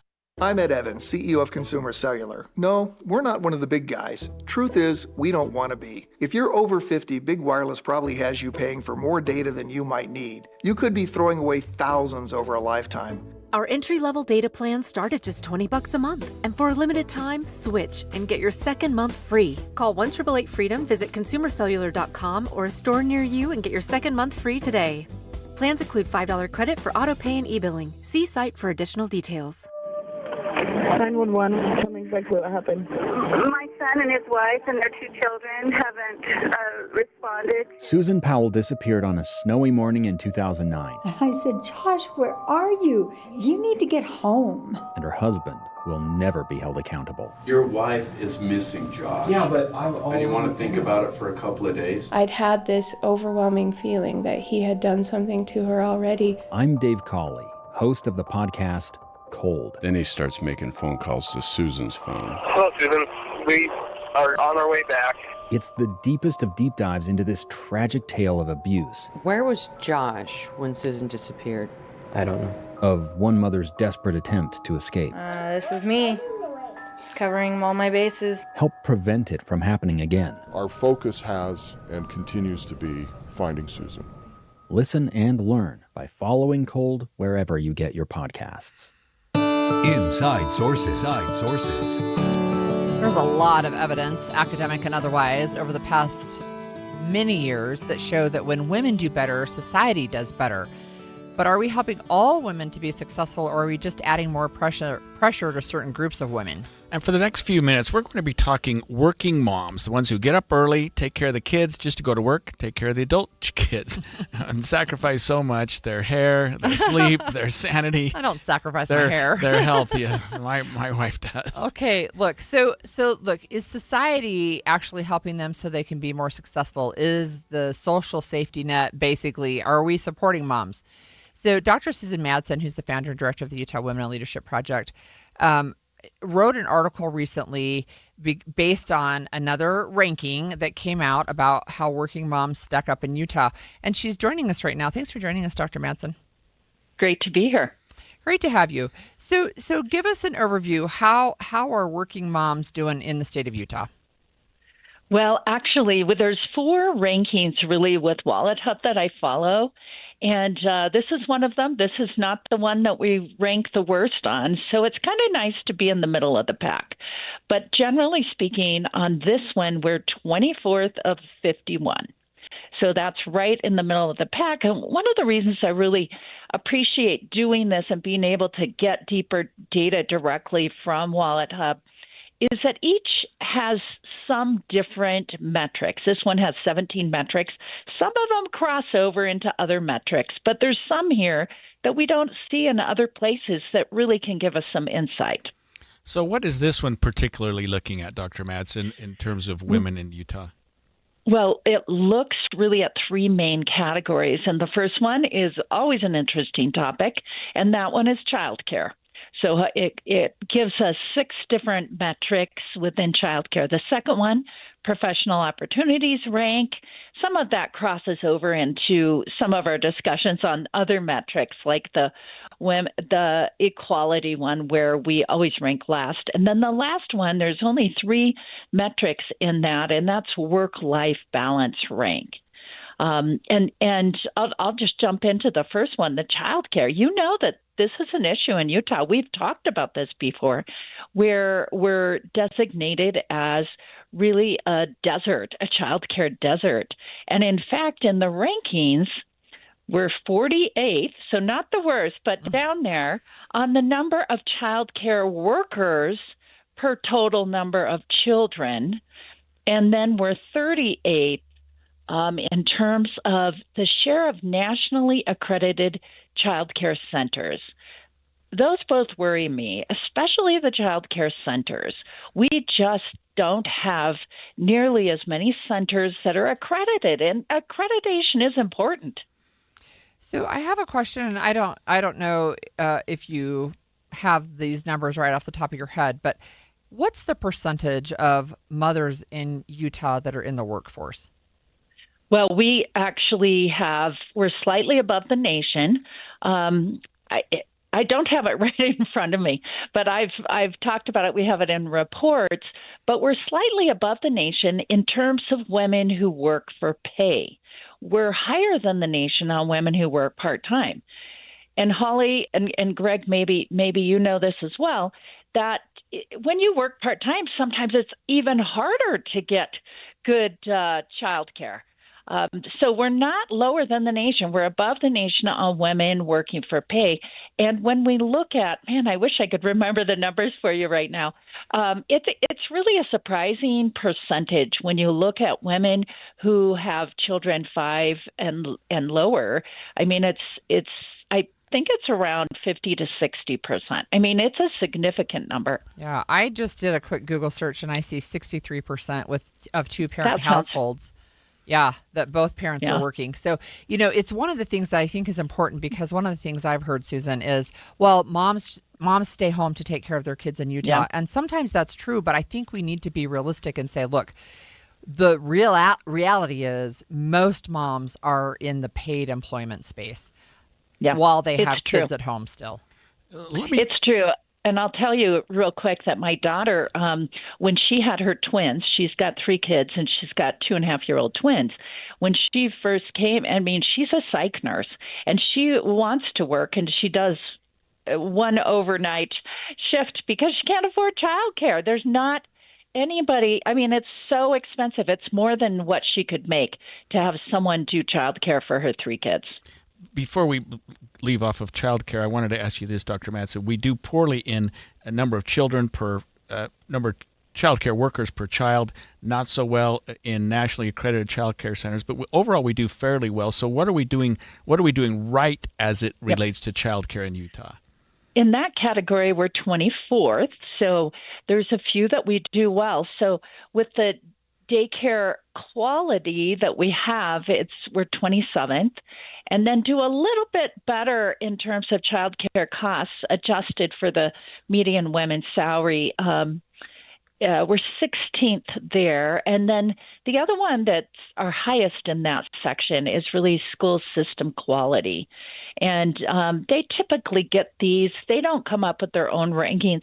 They put the rankings together, but they use different sources for all of these. I'm not sure what they use on that, but their article has more details about that. So that's good.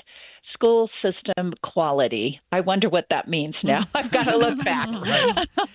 I have a question about work-life balance. First of all, I think it's a myth, but second of all, do you tell me about that section? What are the 3 things that they put in work-life balance? Because it seems like there should be a lot more different categories in that section. We ranked 11th on that one, and I don't like this one. And I'm not a fan of all of the metrics they use. They use just 3 different ones, and we're 43rd on parental leave policy score. So that's the policies, and we don't do great in that, as you can imagine. But the one that bugs the heck out of me, can I just say that, because it's on multiple rankings, is what is called the average length of a woman's work week. And they give us a number 1, and that just means that women in Utah, and it's interesting because on the equality one, it counts the opposite. It counts really negative because women aren't working as many hours as women in other states. I see, yeah. On this one, it gives us a number 1 because women in Utah, and we have a lot of women that work part-time. So women in Utah, as you lump them together, work less in the workforce for pay. Of course, we all know that women work for non-pay way more than men, and that's just as much, if not more work. But we get lots of kudos on that one for work-life balance because we have women who are not working full-time and work less hours. So that's great. But can I just say that's something we need to work on is quality part-time work and more part-time work for women who really want to be working for pay in the majors that they majored in college and so forth.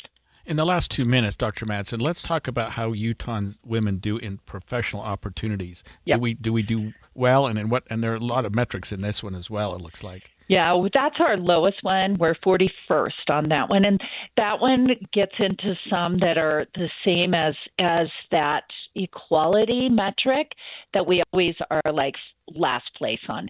So that one has the pay gap, and we're 51st on the pay gap here. And we also see the ratio of women executives to male executives, and that one we're 51st as well.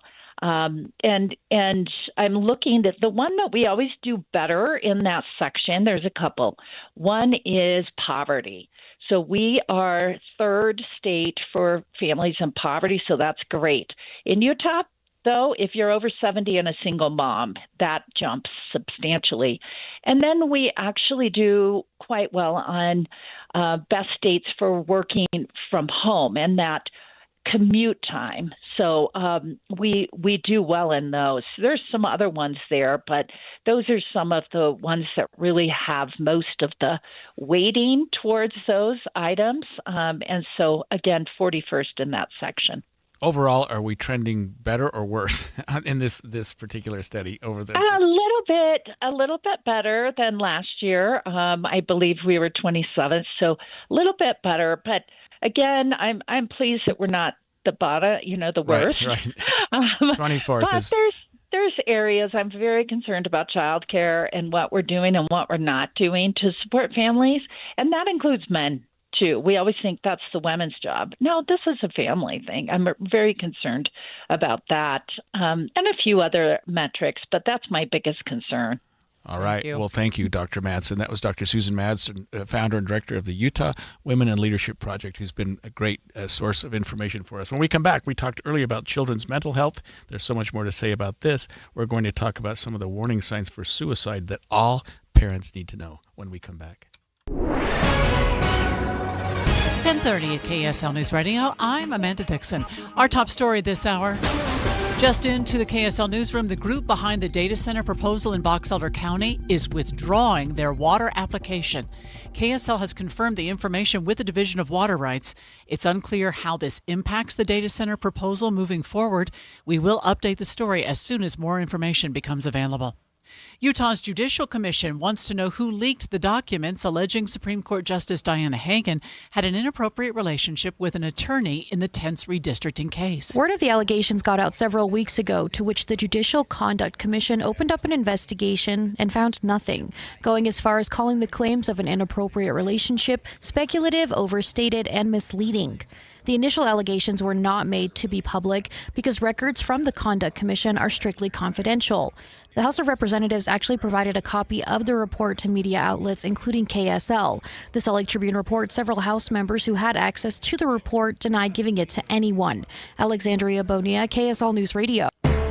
Our top national story this hour, a note claiming to be a suicide note from convicted sex offender Jeffrey Epstein has been unsealed by a federal judge. They investigated me for a month, found nothing, the note said. It is a treat to be able to choose one's time to say goodbye. What you want me to do? No fun, not worth it. Epstein's ex-cellmate, quadruple murderer Nicholas Tartaglione, claimed he found the note tucked in a book in July 2019 and the days after Epstein's first attempt at suicide, when jail guards said they found Epstein in his cell with a noose around his neck, and he appeared to be unresponsive. ABC's Aaron Katersky says there is no confirmation that the note is legitimate. Your money at this moment, right now the Dow is down 166 points. We're at 49,743. Coming up, upper 70s today, into the 90s by Monday. KSL weather is next. KSL News Time, 10:32. A reminder about the simplest way to get updated for your day. Hit your KSL preset when you jump in the car, and we'll take care of the rest. Hear key news updates and traffic reports. Andy and Amanda from 5 to 9 in your car. KSL News Radio at 102.7 FM. Usually when something sounds way too good to be true, it is. Imagine someone saying you can cut your mobile bill in half. Sounds like a fantasy, but with Xfinity Mobile, it's the real deal. Because when you have Xfinity Internet, you can cut your mobile bill in half, plus try Xfinity Mobile free for a year. No commitment. That's a lot of streaming, sharing, scrolling, whatever else you can do with your phone, all for half the price and none of the commitment. That means you'll save big over Verizon, AT&T, and T-Mobile. Wild. Now all you have to do is think about how you'll spend all that extra money. Call 1-800-XFINITY, go to xfinitymobile.com, or visit your local Xfinity store to switch today. Xfinity. Imagine that. Restrictions apply. Savings compare one line of Xfinity Mobile Select to comparable plans from T-Mobile, Verizon, and AT&T as of 3/24/26. Taxes, fees extra. $30 monthly discount limited to new mobile customers only after 12 months. Regular rates apply. Go to xfinitymobile.com. Ever drive through the neighborhood and your spouse points out the window and says, "How come our lawn doesn't look like that one?" You know the house. The one with the thick, deep green lawn that makes the rest of the neighborhood look like an afterthought. That's no mystery. That's a Big League Lawn. It's the professional, lush green lawn you shouldn't have to spend your weekends fighting for. Big League Lawns. Get the lawn your neighbors talk about and go home to a Big League Lawn. Mosquito season in Utah? It's here. And it's hungry. Before the swatting starts and the kids run inside, call Skeeter Eater. Our mosquito service doesn't stink, doesn't stick, and actually works. We're a Utah company with family-friendly treatments built to help you enjoy your yard without the bug sprays, candles, or chaos. Get $40 off your first treatment now at SkeeterEater.com. Skeeter Eater. Stop the bites, start the fun. I'm Ed Evans, CEO of Consumer Cellular. No, we're not one of the big guys. Truth is, we don't want to be. If you're over 50, Big Wireless probably has you paying for more data than you might need. You could be throwing away thousands over a lifetime. Our entry-level data plans start at just $20 a month. And for a limited time, switch and get your second month free. Call 1-888-FREEDOM, visit consumercellular.com or a store near you and get your second month free today. Plans include $5 credit for auto-pay and e-billing. See site for additional details. In today's fast-moving job market, staying ahead means keeping your skills sharp. At University of Maryland Global Campus, we help keep your capabilities cutting edge with our skills-based education programs designed to move your career forward. Explore more than 135 degrees and certificates in business, cybersecurity, and more. Apply now and save with no application fee. Classes start May 13th. Learn more at umgc.edu. Certified to operate in Virginia by Chef. Traffic and weather together brought to you by UCCU. Earn 4.24% on savings at uccu.com. And here's Cormac Bone. Right now we have some pretty heavy delays on northbound I-15 at 106 South. And that's due to a crash that is still blocking the left lane, but the delay stacked up quick because traffic was closed for a couple minutes, not just moments ago. But they've opened up all but that one left lane. That HOV lane is still closed with that crash there. Otherwise, it's just normal slowdowns drivers can expect. Eastbound on 2100 north in Lehigh from about 2300 west over to I-15. But Pioneer Crossing, ever since they've opened up more of those lanes, is looking a lot better. I'm Cormac Bone in the KSL Traffic Center. It's about to get warm. We should get up to 77 today, 83 on Mother's Day, 91 to start off next week. Right now, we have some clouds and 61 degrees. I'm Amanda Dixon from the KSL Common Spirit Health Studios. Listen online at kslnewsradio.com. We're Utah's news, traffic, and weather station. The all-new Inside Sources. Your inside access to the people and policies shaping Utah's future.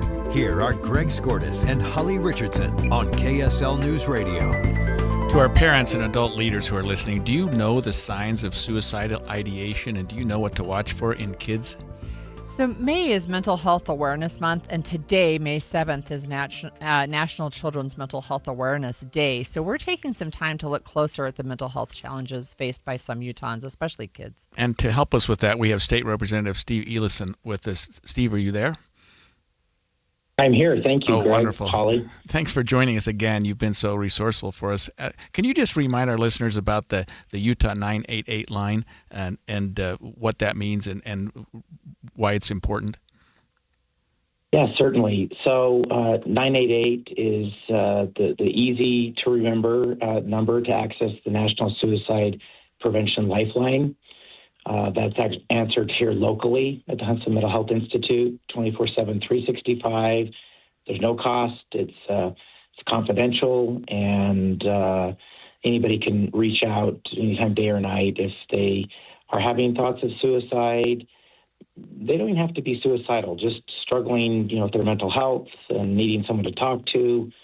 We also have a warm line. That's 1-833-SPEAK-UT. That's available for people to call also if they're not quite in crisis but are just needing someone to talk to. Both free services and available to the public. Of course, for parents and students, we have the Safe UT app that can be downloaded. That's a program unique to Utah, a real model for the nation, where students can access crisis chat 24/7, 365 at no cost. Parents can also download Safe UT and select the parent button.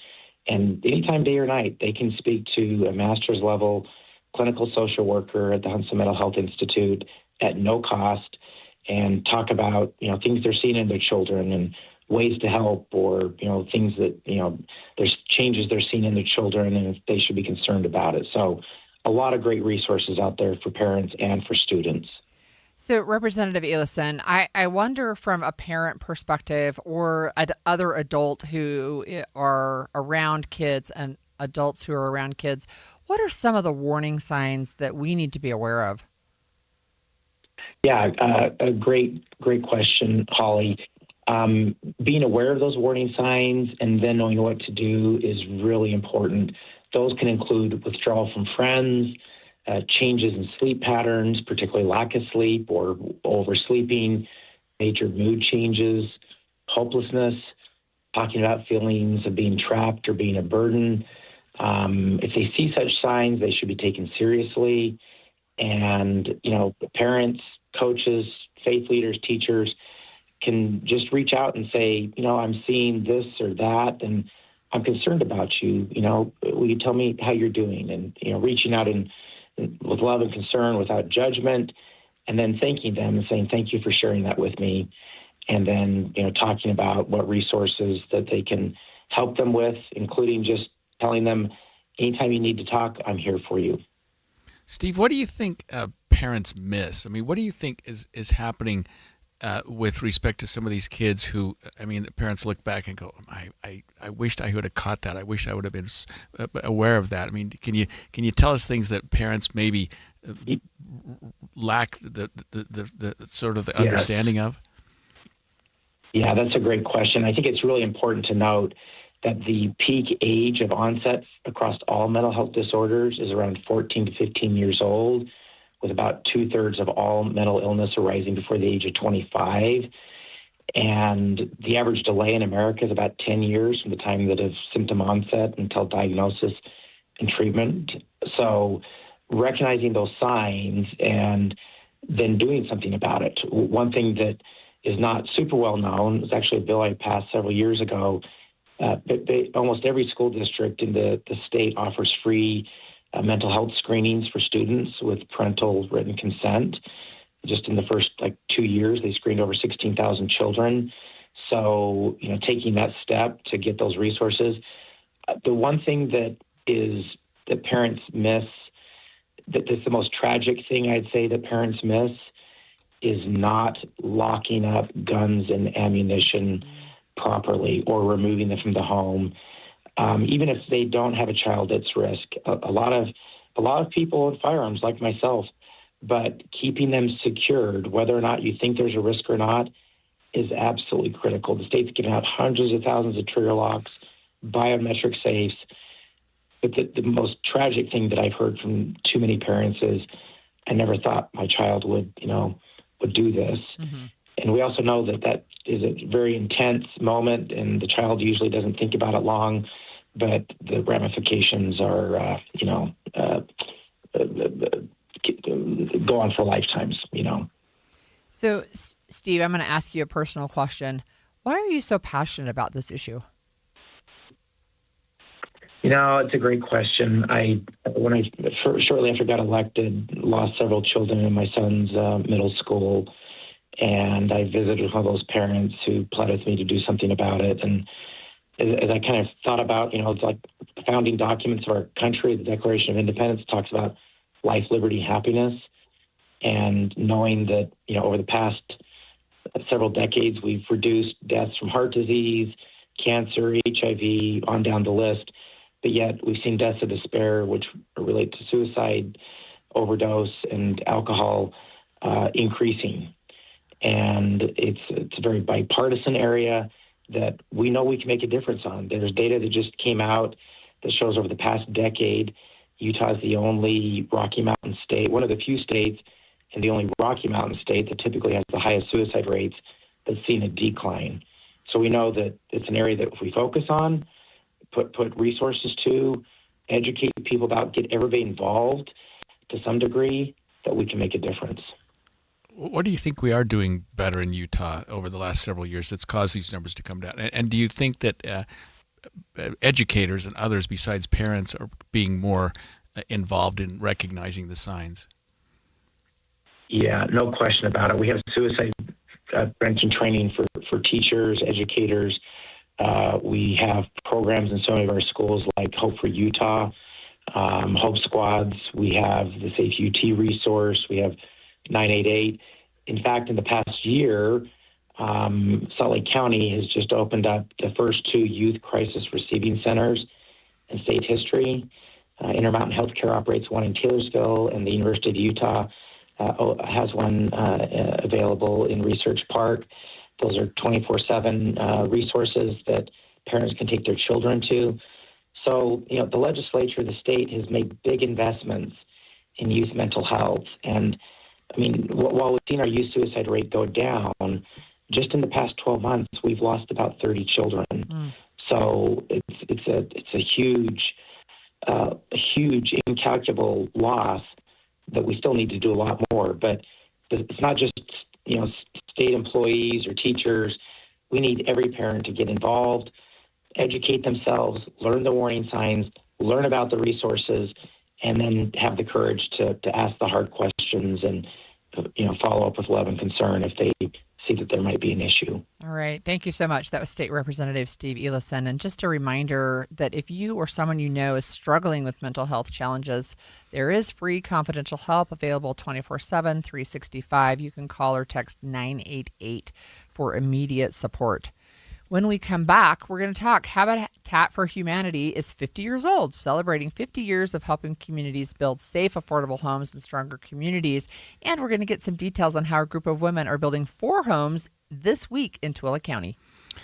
I got to the point where I was gaining weight at a point where I couldn't figure out how to stop it. And I realized after talking to Soda that it was my eating habits. It wasn't that I was doing something wrong in terms of my diet necessarily, but I was binge eating. I would skip meals and think, well, I can lose weight by doing that. Then I'd make it up in the next meal. Or I'd get up in the middle of the night and have my midnight snack.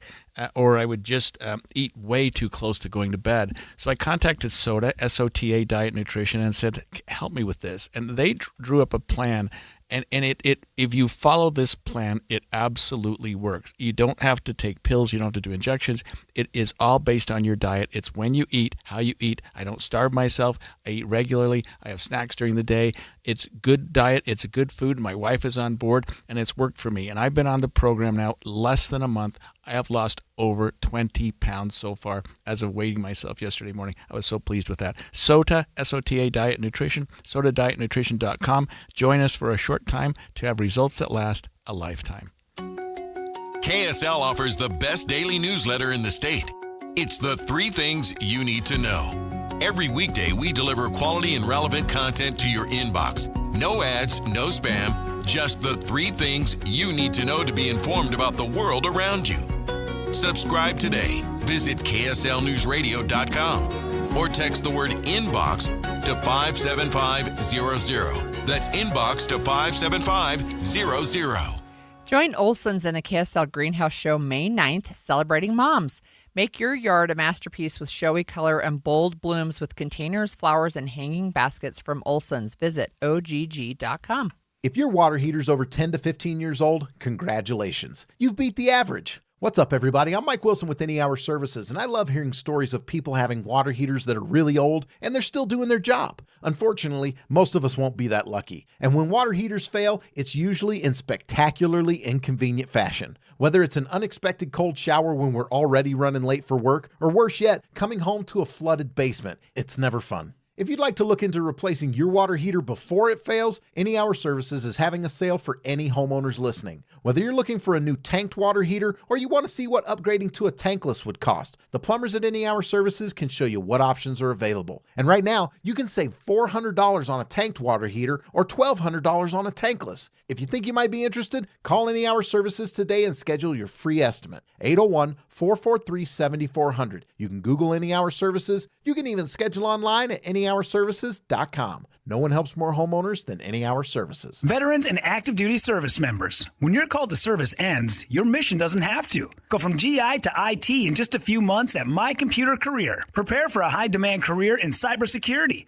protecting people, systems, and institutions from real cyber threats. Cyber warriors are needed now. Will you answer the call? Go to mycomputercareer.edu/CWP to learn more. That's mycomputercareer.edu/CWP, an elite CompTIA certification partner. VA education benefits are available to those who qualify.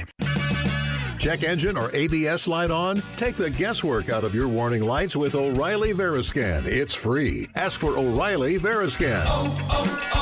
O'Reilly Auto Parts.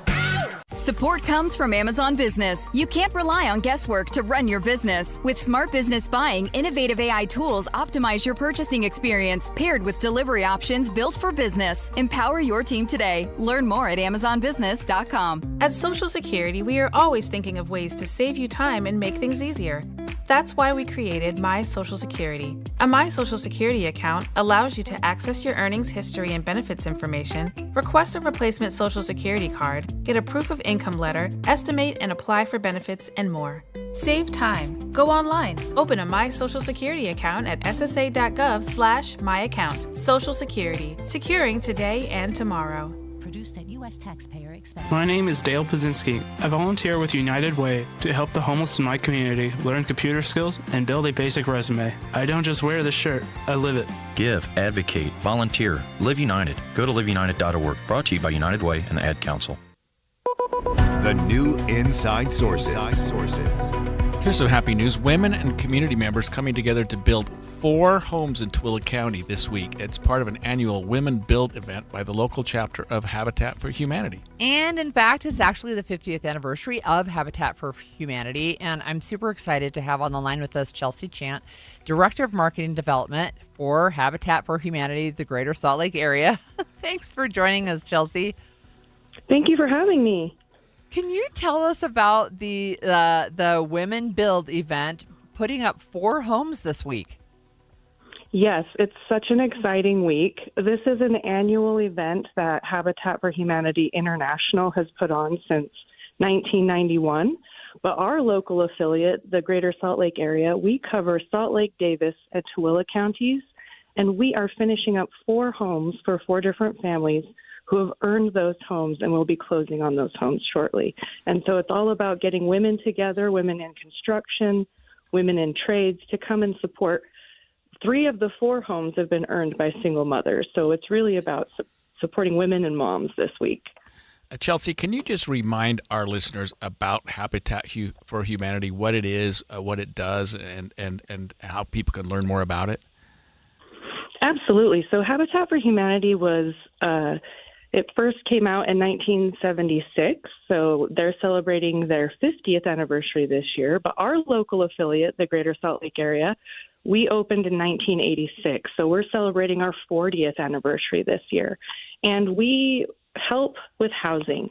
So we either do critical home repair on existing homes and structures so that we can keep those property values and that really good housing stock in good order. So we'll go in and we can help replace roofs or furnaces or water heaters. And we do this for folks that are between 30 and 80% AMI of their income. And we do this for a lot of older folks who are veterans who are aging in place in their homes, and they need accessibility to those homes. So that's one way that we're helping. Another way that we help is we help working families qualify for a zero-interest mortgage loan. And the way that they can do that is through 225 hours of sweat equity each adult in the family must contribute. They must finish financial education courses, and then they have to qualify with their income. And so these are hardworking families. These are firefighters and teachers and, people in our community, and they finally have a chance to earn a home and build that generational wealth. So I was going to ask you about qualifying, and you already answered that question. So let me ask you this. How long of a wait time is it for people who say, hey, I think I could qualify, or I really want to get into a home? What is the process for them to start this? So we are actually opening up our applications in June. And so if people are interested, they can go to our website, but they can also come to some information sessions, which are a mandatory part of the application process. But once they get to that information session and they understand all that the program entails, it's about a 6-month wait before they would possibly receive their home. And so it is a little bit of a longer wait, but it's worth it because you have the support of Habitat for Humanity through the remainder of your mortgage. And so you have that extra support with becoming a homeowner.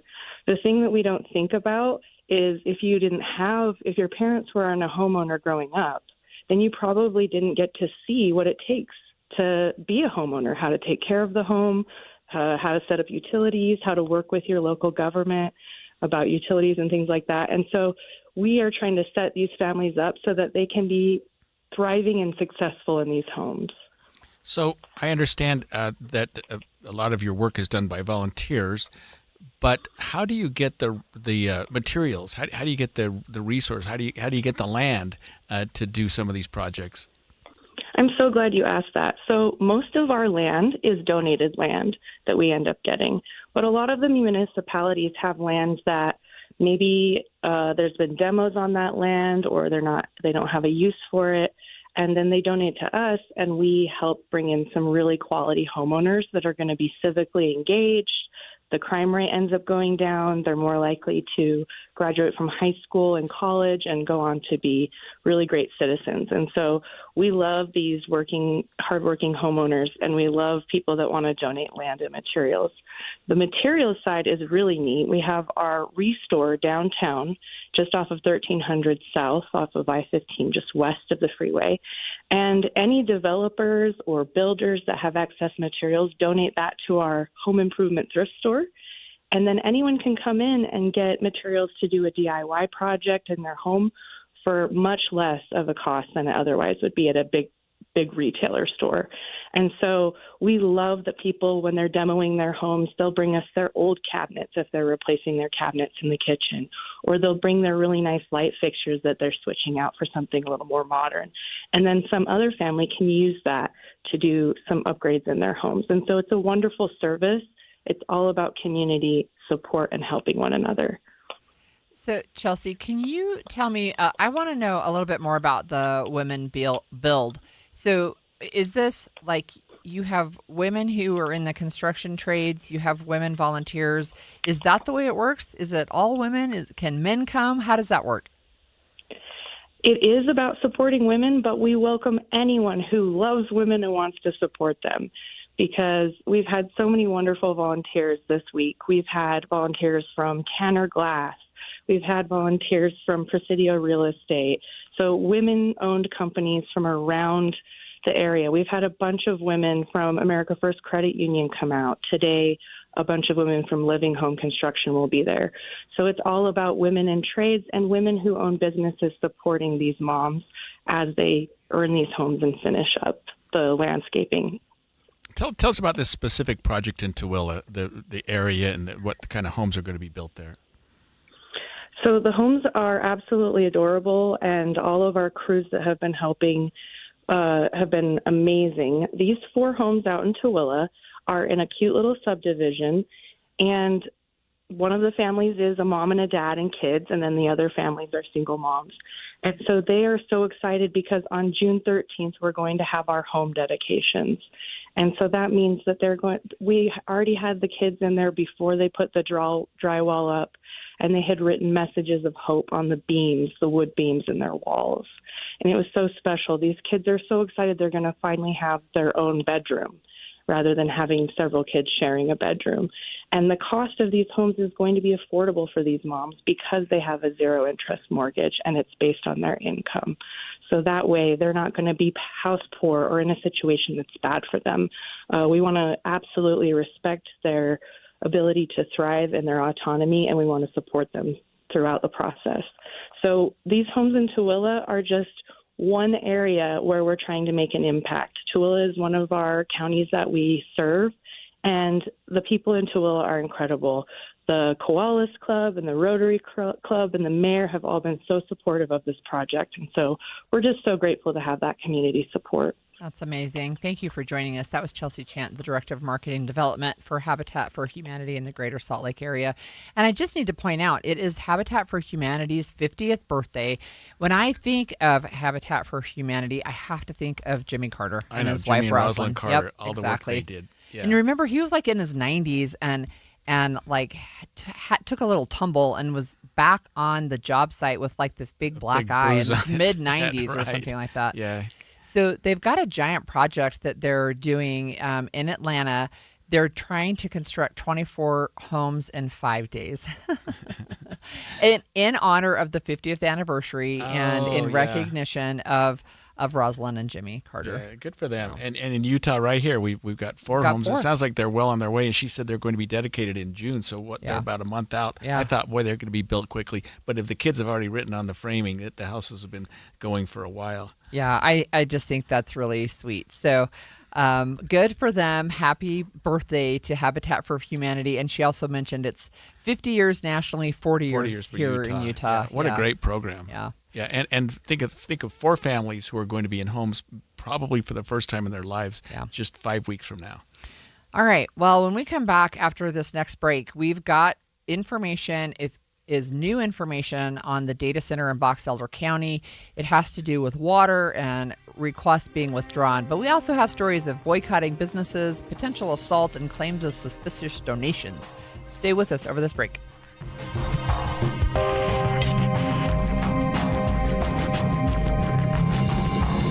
KSL FM Midvale. KSL Salt Lake City. From the KSL Common Spirit Health Studios, this is KSL News Radio. Utah's news, traffic, and weather station. Good morning. It's 11 o'clock at KSL News Radio. I'm Isabella Sosa. KSL's top story this hour. Box Elder County voters could eventually have a chance to undo the county's decision to open the door for a massive AI data center project. We're learning a small group of people in Box Elder County have officially submitted an application to the county clerk's office to put a referendum on voters' ballots to give them the choice whether or not this project moves forward. Box Elder County Clerk Marla Young tells the Salt Lake Tribune the county attorney is currently reviewing whether or not this can actually move forward. If it can, the backers would then need to collect signatures from more than 5,400 active registered voters in the county to get it on the ballot. Adam Small, KSL News Radio. The Bear Lake area may be eligible for some federal loans to help deal with drought. The U.S. Small Business Administration is offering the money to some businesses and nonprofit organizations struggling with the rough water year. Counties in Wyoming, Idaho, and Utah are eligible for the money. The Cache Valley Daily reports the loans could reach amounts up to $2 million, with interest rates as low as 4%. Our top national story this hour from ABC News. A growing number of states are doing what they can to tackle high gas prices. Indiana's governor is suspending 2 gas-related taxes to save drivers nearly 60 cents per gallon. Kentucky's Governor Andy Beshear is pushing a similar move, and he's calling on Congress to suspend the federal gas tax. They thought the war would be short, that the Iranian people would rise up. They were wrong, and now the American people are paying for it. Right now, the average price of gas in the U.S. is $4.55. AAA says here in Utah, it's $4.50. Your money at this moment, the Dow is down 293 points, the S&P 500 is down by 23, and the NASDAQ is down 23. Coming up, high temperatures. KSL weather is next. KSL News Time, 11:02. The sources where we get our news matters. When you listen to Utah's Morning News, we want you to feel the stories are important to you and trustworthy. This is Amanda Dixon. And I'm Andy Farnsworth. Join us weekday mornings on KSL News Radio. I'm back to doing what I love and more, thanks to the Good Feet store. Do you spend half your day walking or standing while working? If you have foot, knee, or back problems, the Good Feet store wants to help you like we help Tony. Pain that I experience the most is foot pain from being on my feet all day. You're having to kind of talk to yourself through the whole shift, like, I got this, I can do this. Before, I felt defeated, and now it's like, all right, let's go. I'm ready. A whole new life, like sunshine coming on. And how about working more comfortably, like Dennis? Working at an amusement park, it's always on your feet. I just couldn't take it, but I didn't have a choice. I just couldn't believe that putting these arch supports in made that much of a difference that quickly. I could do my job and I could take care of my family. I know what my tomorrow is going to be. It's going to be positive. You deserve a better life too. Stop in the Good Feet store today. We have locations in Farmington, Riverton, and Sandy. Thanks to the Good Feet store.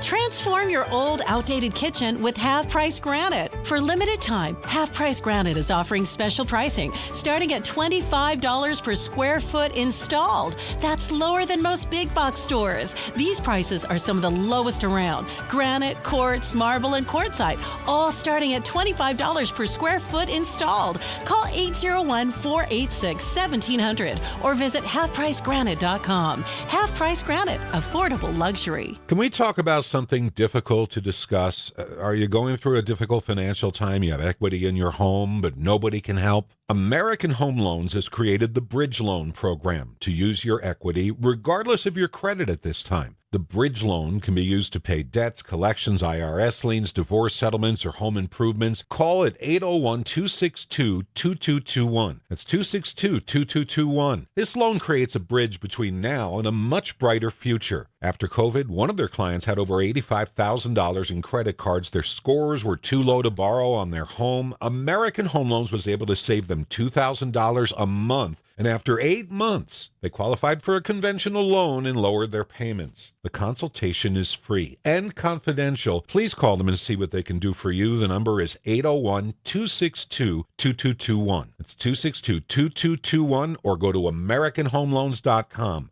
AmericanHomeLoans.com. NMLS 245422, Equal Housing Lender.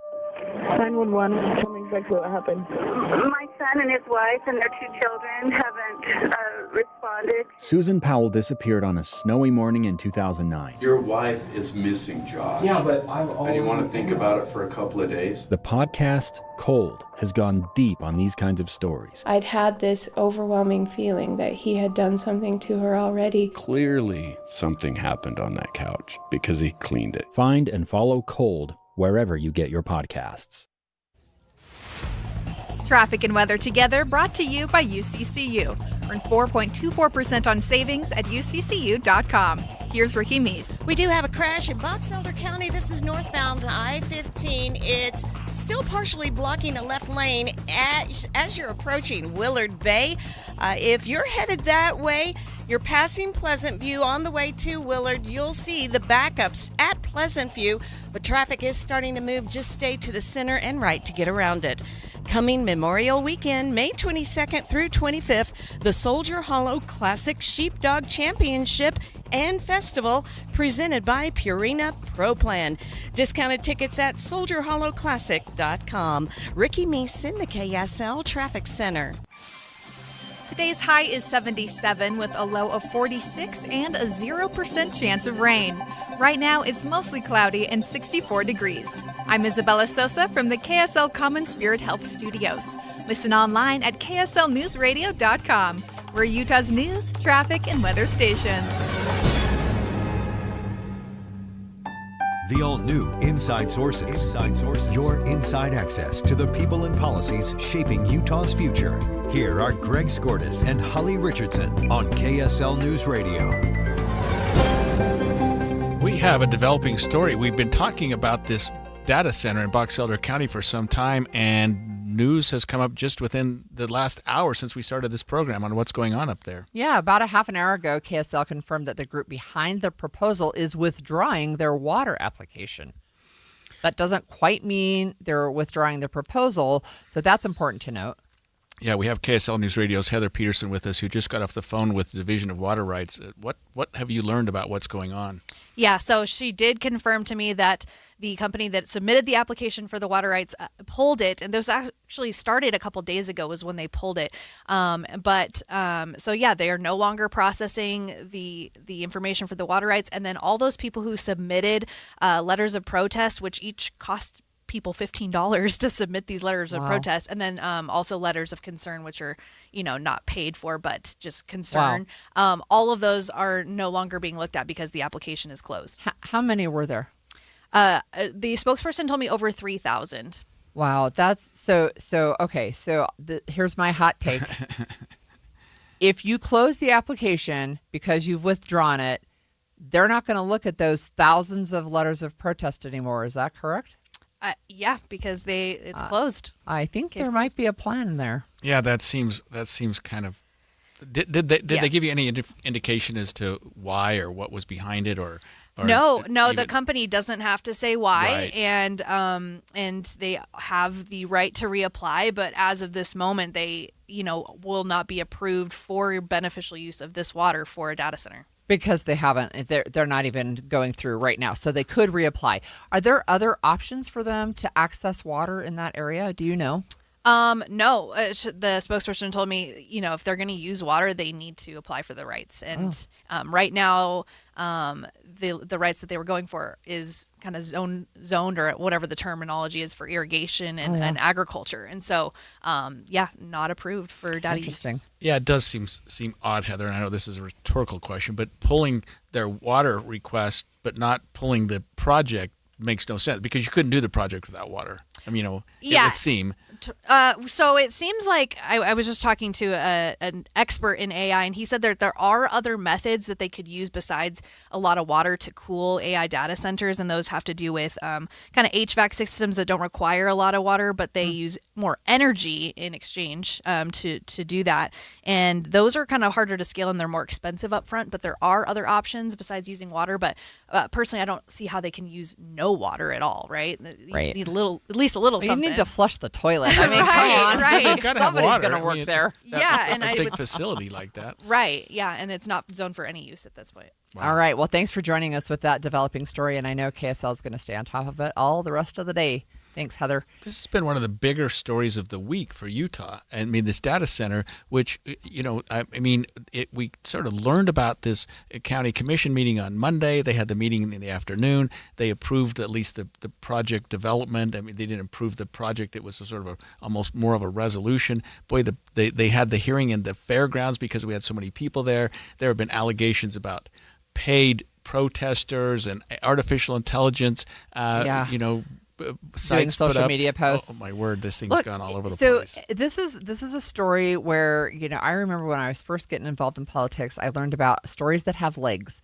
This is a story that is continuing to go, right? This was not just a one-hit wonder, and I will say, like, it's really, tensions are really boiling over. So Box Elder County officials have faced death threats. I know that when we had Commissioner Lee Perry on the show with us on Tuesday, he indicated that it was pretty hot, but he did a deeper interview where he said, like, he's got not only death threats, but he has to have police protection outside of his home right now. Right. So, yeah, I mean, in a notice sent to the Utah State Engineer, Bar H Ranch announced its application would be stopped and the application considered withdrawn. They considers that they've withdrawn the application. That's what the state engineer has decided. So, I mean, there is a note here from the state engineer that they intend to resubmit it in a timely manner with additional And that's not the supporting state information. engineer. Right. Right. I mean, she's just... She's quoting them. Right. Yeah, confirming that they can resubmit at a later date. So there's another thing, too, I think we need to talk about, and that is, we've talked a lot about what citizens can do, and that includes the referendum process. So the state has a process, and Box Elder County officials say that they are handing out applications to hold referendums on each of the resolutions that were passed Monday by the county commission, interestingly. Yeah. It was interesting that you mentioned that we have these thousands of letters and protests, and because it's pulled, they don't have to read them. That's correct. And so what I didn't think know is that to file a letter of protest, you have to pay $15. And it's something like 3,800 letters of protest and an additional 2,000 letters of concern, which don't require a fee. I mean, just do the math here, right? But that is a lot of money that people really are passionate about this. They have really serious concerns. So just say 3,800 plus 2,000, you're almost 6,000 letters that will now not be reviewed because the application has been pulled. And tens of thousands of dollars that are spent. So, yeah, you think there's more than just a coincidence to that. When it's pulled, you don't read the letters. We're speaking of trust, right? I mean, here's the thing where I look at it and say, well, look, I am a little suspicious about the timing of them saying, hey, we're gonna do a better job of putting together an application, and I suspect that there may be a component of we don't want to have to plow through 5,800 letters here. I don't think that the developers of this project, and to maybe a lesser extent the county commissioners, correctly estimated the amount of vitriol they were going to get for this. I think they underestimated it. Yeah, because, it is a huge tract of land. It's 40,000 acres. This facility is going to be built on that. There are other facilities that were going to be built in addition. It's a data center. And I think that when you mention the W word, water, people are automatically go, hey, wait a minute, where are we going to get the water? And what does that do with where we're hoping it's going to ultimately end up in the Great Salt Lake? Are we diverting it to this project? And just the environmental effect of this anyway, the fact that it was going to generate, to have it run, more electricity, and this is still hard for me to believe, than the entire state uses, just for this one data center. Yeah, look, KSL.com interviewed a couple of environmental scientists, including one professor from BYU, and they just said that the environmental concerns about raising the heat index there is concerning for them as well. So, look, this is a story that is still unfolding. There's still the possibility of a referendum and people getting signatures. We've talked about that process a lot. This is an issue that is really not going away. And yet at the same time, while people in and around Box Elder County are frustrated over the data center, Governor Cox is back east trying to bring more tech and more businesses to Utah. So we're going to talk about that. Maybe disconnect when we come back. Wait! Before you change the station, listen to this.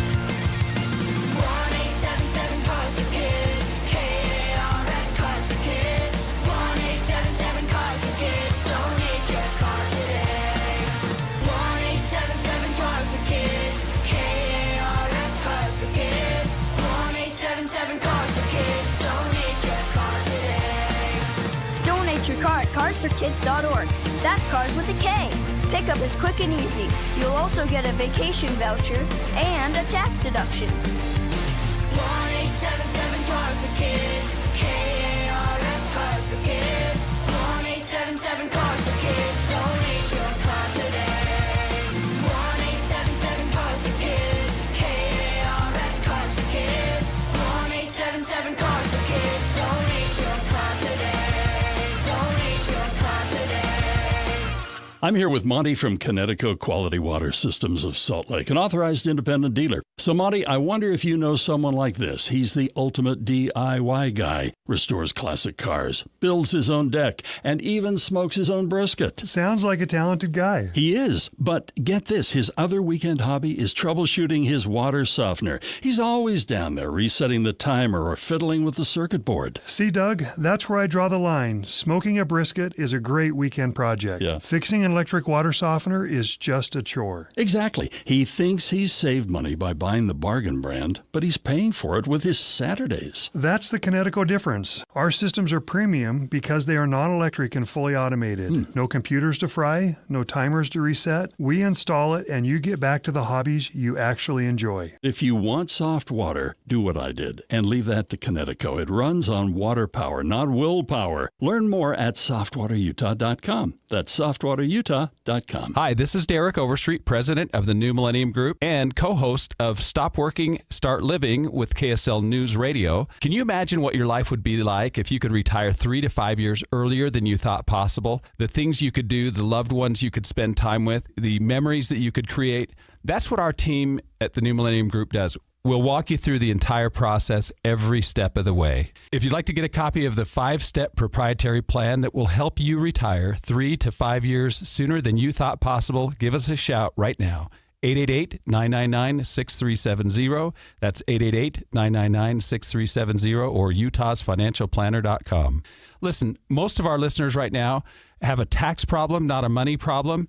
There's not enough money in Social Security Medicare as it is. Let us show you how you can significantly reduce your taxes. That's 888-999-6370. 888-999-6370 or utahsfinancialplanner.com. Any Hour Services can help unclog any drain in your house, whether you have a backup, a clog, or a slow drain you want fixed. Call Any Hour Services or visit anyhourservices.com. Most of us like to be out in the sun. That's why sunscreen and other safety measures are key to protecting your skin from aging and cancer. The FDA recommends using a sunscreen with a sun protection factor, or SPF, of 15 or higher. Also, look for bright broad spectrum on the label. That means both harmful ultraviolet A and B rays are blocked. UVA rays age the skin, UVB rays burn, and both cause cancer. But the perfect sunscreen doesn't count if you use it wrong. Don't need sunscreen on a cloudy day? Wrong. 80% of UV rays still get through the haze. Only use sunscreen at the beach? Nope. Anytime you're outside, UV rays attack the skin, so you need protection.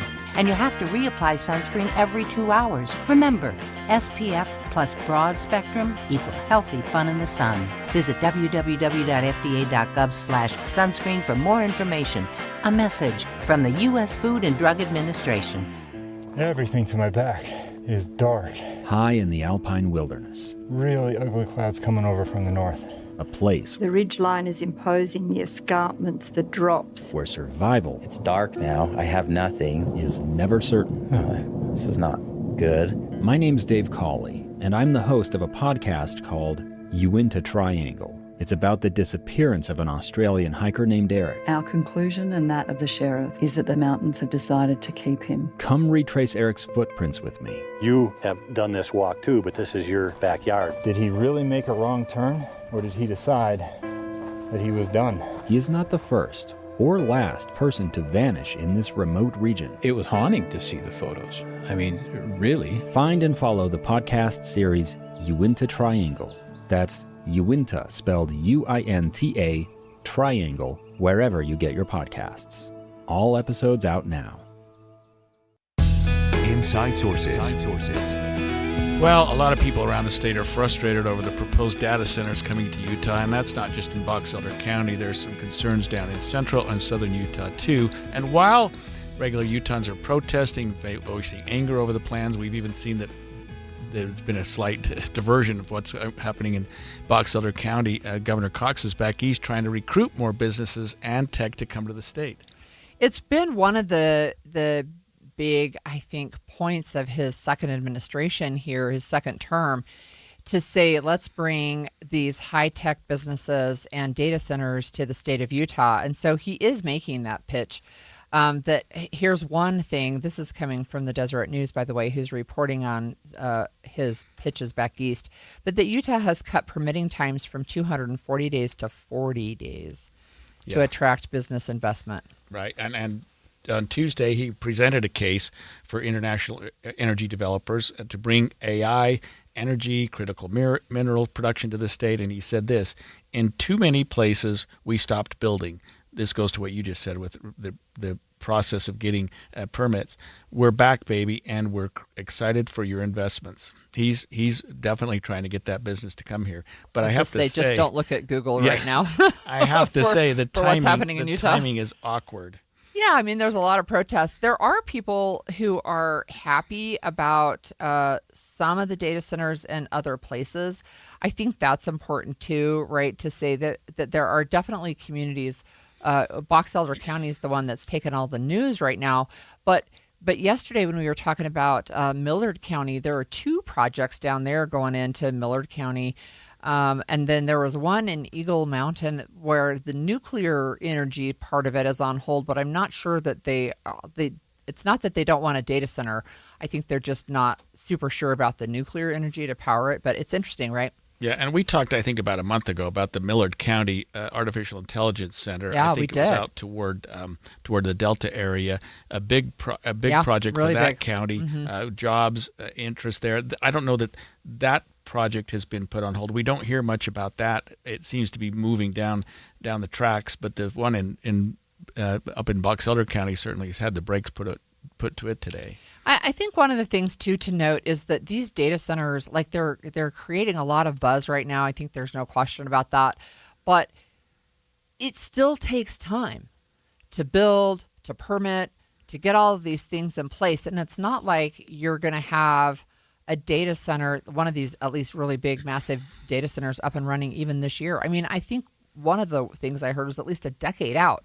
Right. Maybe it won't be quite that long, but it's certainly not by the end of this year. Yeah. In addition to time, there is energy and there is water. And water. And we've got a dearth of both of those right now. I mean, the energy portion alone of this is going to require these centers. The one in Box Elder County was going to build its own energy plant. Right. Basically. Exactly. I mean, they need to, right? Because if you're going to double the consumption of the entire state, then you got to do that.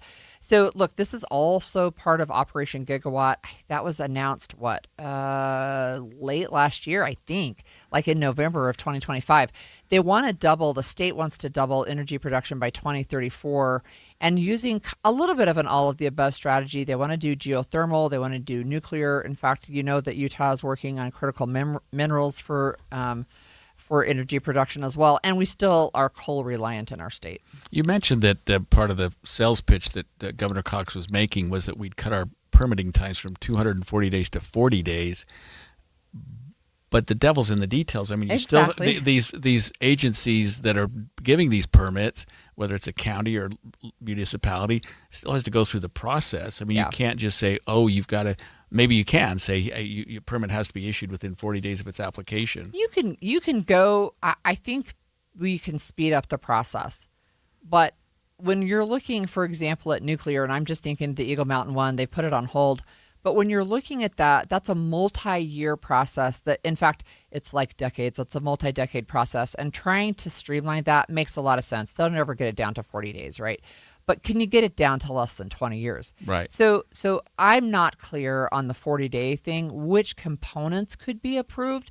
But I don't think all of them could be approved in 40 days. Yeah, that's too there's much. No way. And 240 days maybe is a bit much. But like you say, I would also say this. If, in fact, these projects are going to take 5 or 10 years, you have to ask yourself, are they going to be obsolete before they're finished? Are we going to have something else in place that we need to do? I mean, if you think about artificial intelligence and data centers and where we are with that, what we need, what's in place, we have to be thinking years ahead to decide what we're going to build and how we're going to build it so that it'll still be functional in 10 years. Yes. And that's part of the problem, right? That is part of the problem, is the speed with which things change. But look, the governor is back pitching the state. And you know that in Utah, we love to say, we're number one. And so that's what he's doing. He's back there trying to recruit businesses to the state with faster permitting times. He also has been pitching that we have high birth rates, although let's be honest, they're dropping. But they're high. And that he believes that will ensure a future workforce. And then we've got the Operation Gigawatt with things underway there as well, right? And when I was in the legislature, this has been, I don't know, it's been a while, but we were talking about like storage. It was storing gas, not like a liquefied gas, but literally gas, underground in salt caverns. And I haven't heard a lot of talk about that recently, but Utah's been trying to be on the forefront of saying, how can we be energy independent, export energy, and we're definitely an all of the above energy state. Yeah, and so while Cox was addressing this group and trying to get these businesses to bring their operations, to bring their centers to Utah, he referenced a U.S. News and World Report ranking Utah as the best overall state for 3 years in a row for new business. And he said this, kind of a funny quote. He said, "I don't expect all of you to come to Utah, just the smart ones." So... yeah, we're number one. Yeah, and he said the reason we rank so highly is because of our commitment to building and innovating, speed, people, scenery, natural pulls for the businesses looking to expand into certain areas of the country. I do have a slight piece of information about the 40 days. It's specifically for companies to acquire oil, gas, and mineral permits. So before he took office, it was roughly 240 days. Now those permits can be ready in 40 days. But that's a very narrow area of I guess of what you need for production. That's not a building permit. That's not a building permit. That's not an environmental permit or water permit. But still, the point is he's out there at the same time that we are having a really high level of tension over Box Elder County doing a data center. He's out there pitching, please come to Utah, bring business to Utah, and we want business in Utah. It did surprise me and a lot of other Utahns, his fever over this, his excitement over this, especially the Box Elder County issue. He was cheerleading that from the front line, and a lot of people were like, "What's in it for him?" Maybe what's happening here. He knew he was going to this conference and wanted to make us look in the best light possible, but I was surprised that he was taking such a stance. And because he's usually so reserved, and hey, we'll take a look at this. We want to make sure that environmental concerns are there. I mean, I would have expected him to say something like that instead of, this is, we don't. People who stand in the way of things like this are not forward thinking. I mean, he was very critical of those who were against this. Yeah, and that surprised me, right? That surprised me. I will just reference, there's a piece in the Salt Lake Tribune. This is an opinion piece from people in the community, and it's two people that are environmental scientists who say that they live in Cache County, and they say, look, we can welcome data centers without selling out our principles in Utah. And they say Utah has built a reputation for steady, prudent governance. For the 19th year in a row, Utah ranked #1 for its economic outlook. That's based on years of sound policy and reasonable regulation. And so their point is energy abundance only works if it's built on fair rules. You don't have to privilege the data centers. You don't have to harm them, right? But let them go through the same process. They're capital intensive. They're energy hungry. They're long lived. It makes them a natural fit, but let's go through the proper process. Yeah, Utah has a lot of developed land where people can come and build these things, but we don't have much water. So it's a mixed bag. Well, when we come back, we have a little bit of a somber note that we want to talk about. Utahns are coming together to honor fallen officers. This year, we especially honor 2 officers, the Tremont and Garland police officer and a sergeant who died in the line of duty. We're going to get a preview of tonight's memorial when we come back. Good morning. It's 11:30 at KSL News Radio. I'm Isabella Sosa. KSL's top local story this hour. The Provo City Council is looking to pursue a conservation easement for 115 acres of land near Slade Canyon. That means developers would not be able to build on it. It would technically still be owned by the city, but would be protected by Utah Open Lands. A policy analyst tells KSL there's already a few buildable portions in the area. Most of it is too steep. Community members and advocacy groups in Salt Lake City are calling on UDOT to do more to make crossing Redwood Road safer. Jeffrey Wood and his dog were recently hit by a car while crossing Redwood Road. If you were to speak with anyone in this community, they'll all say they've had close calls with almost getting hit.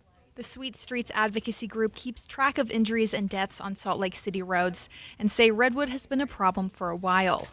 UDOT says they've been making updates, including improved pedestrian crossings.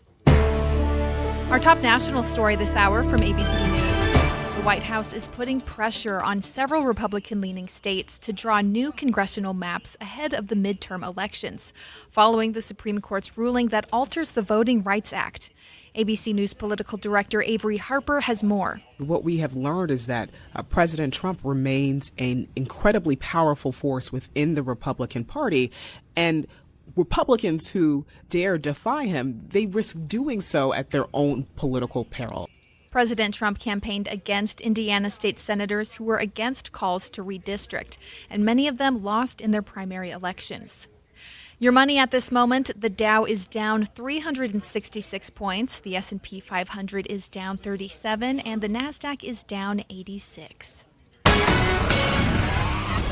Coming up, feels like summer. KSL weather is next. KSL News Time, 11:31.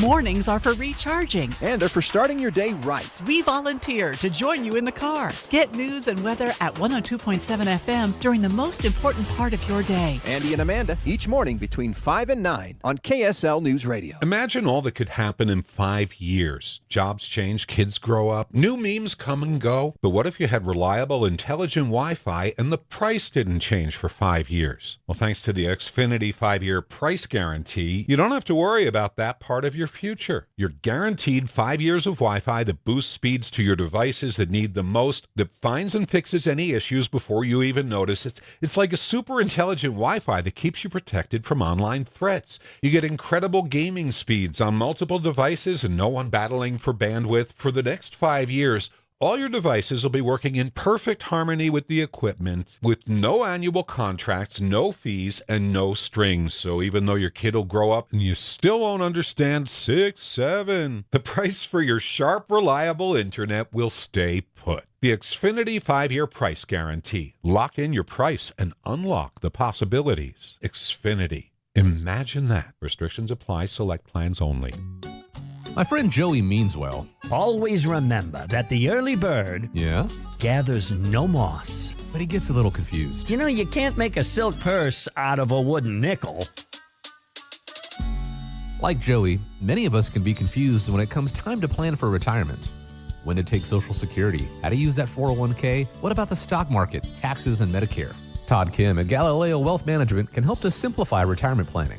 His goal is to have you walk into retirement with confidence, not worry, and to address the number one concern among retirees today, the fear of running out of money. Call Galileo Wealth today for a no-cost, no-obligation meeting to talk about the details of your retirement. 385-247-7000. It's 385-247-7000 or online, GalileoWealth.com. And remember, one man's trash is thicker than water. Of course, water's not thick at all. It's watery. Join us at Camping World's Red, White, and New Trade event, our biggest trade event of the year, May 14th through the 17th. Trade in your RV and get the highest value guaranteed. Then upgrade for less with new RVs starting as low as $94 a month. Plus, take 25% off select maintenance services. Save up to 40% on camp-ready must-haves. And enter to win a new RV. Don't miss the Red, White, and New Trade event at your local Camping World, May 14th through the 17th. We'll see you there. This is the story of the one. As a maintenance tech at a university, he knows ordering from multiple suppliers takes time away from keeping their arena up and running. That's why he counts on Grainger to get everything he needs, from lighting and HVAC parts to plumbing supplies, all in one place. And with fast, dependable delivery, he's stocked and ready for the next tip-off. Call 1-800-GRAINGER, click Grainger.com, or just stop by. Grainger, for the ones who get it done. Traffic and weather together, brought to you by UCCU. Build smart, save big with construction loans at UCCU. Here's Ricky Meese. We do have the final cleanup that continues on this crash in Box Elder County, northbound I-15 approaching Willard Bay. It's over to the left shoulder. All lanes are open and earlier delays are easing. At UTA, they move your early mornings, your long days, your big plans. They move purpose. They move you. Plan your trip at rideuta.com. Ricky Meese in the KSL Traffic Center.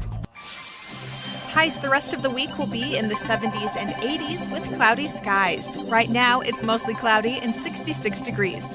I'm Isabella Sosa from the KSL Common Spirit Health Studios. Listen online at kslnewsradio.com. We're Utah's news, traffic, and weather station. Brave men and women. The all-new Inside Sources. Inside Sources. Your inside access to the people and policies shaping Utah's future. Here are Greg Skordas and Holly Richardson on KSL News Radio. Overly enthusiastic today. So brave men and women killed while trying to protect their communities. Well, tonight, Utahns will come together to remember and honor our law enforcement officers who have died in the line of duty. Yeah, and here's a sobering stat. Since 1853, Utah has lost 152 officers who were killed in the line of duty. And most recently were the August 17th, 2025 murders of Tremont and Garland Police Department Officer Sergeant Lee Sorensen and Officer Eric Estrada. So this was especially important to me, Holly, because I have spent my career in the criminal justice system. I was a prosecutor for 8 years. I taught at the police academy for many, many years, and I represent police in connection with the Fraternal Order of Police and others. People think, well, you're a criminal defense attorney, you're sort of opposite police, but we're all on the same team when it comes right down to it. And so when I see and hear an officer who's shot and killed in the line of duty, because I've responded to those, it just hits really close to home. And I think it hits close to home with a lot of people. But we're lucky to have with us this morning Pat Evans, who is the president of the Utah Law Enforcement Memorial, and he's actually a captain right now with Draper Police Department, been in law enforcement for about 25 years. Pat, thanks for joining us this morning. You bet. Thanks for having us. Hey, can you tell us a little bit about this memorial, what our listeners need to know about it, where it is, what it is? Absolutely. So the Utah Law Enforcement Memorial is actually on the West Lawn at the Utah State Capitol. It is a beautiful monument that stands as a reminder to all the men and women who have given their all here for the great state of Utah. So if I'm remembering correctly, Pat, up there, if it's on I think it's on the west side of the Capitol. Is that correct? That is correct. Okay, so if people want to come tonight, what time should they start arriving? Tonight we start right at 7 p.m. and we actually have a fairly short service, but tonight folks will get to hear from Sergeant Lee Sorensen's daughter, Lacey, and also Brittany Estrada, who is Officer Eric Estrada's wife. But we will place 2 bronze plaques bearing both of those heroes' names during that ceremony. It's a beautiful ceremony. All the public's invited. Obviously, there will be a strong law enforcement presence there tonight, as unfortunately, we actually prefer the years we don't add names, and this year we're added these 2 names, and so we expect a lot of people, but the public's welcome, and it shows a great support to these families whose spouses gave all. Yeah, I was going to say, Pat, that it would have been so much better to have a memorial when we didn't have to honor any fallen officers. It was a tragic event. I think a lot of people remember August 17th. They responded on a domestic violence call. Both were killed. Another officer, and I think his dog, were shot or injured. I mean, can you tell our listeners just about the heightened tension that officers face when they respond on domestic violence and sort of these sort of high pressure situations? So yeah, domestic violence, family violence, and honestly, a lot of the calls for service that law enforcement officers respond to, or for corrections officers in their environment, there's a lot of unknown, and so you never know what you're going to be faced with. You never know if you're going to have somebody that's armed. You're hoping that the information that you're getting from the caller and being relayed by the dispatchers is the information you need. So when you do respond to that, there's a certain level of heightened awareness. You have to be aware of your surroundings. You have to be aware of how you're going to react if A, B, or C happens. So domestic violence calls are one of the deadliest calls for law enforcement here in the United States. And how is it received with the law enforcement community when you have something like this happen? I mean, you're in Draper, you're a captain there, you're 80 miles away, but 2 officers are killed in the line of duty. I mean, that's got to be tough for every officer in the state to have to hear that. It is. It hurts. Sadly, it's a reminder of a job that many great men and women do. You just never know that could happen to someone else, and unfortunately, a law enforcement memorial, whether it's our memorial here in Utah or the National Law Enforcement Memorial in D.C., it's a living memorial, and so it is a reminder. It is heavy, and I think it hits. I don't know. Everybody's different, right? But I think it hits harder when it's a small town, a small community, and you think that shouldn't happen there, when in the reality, those folks have less people, those officers have less, or those departments have less officers working, and so they actually tend to be in more dangerous situations because they don't have 20 officers that can respond within 5-10 minutes, right? Yeah, when you have a small department like that, also you lose 2 officers, it's a big hit on the department.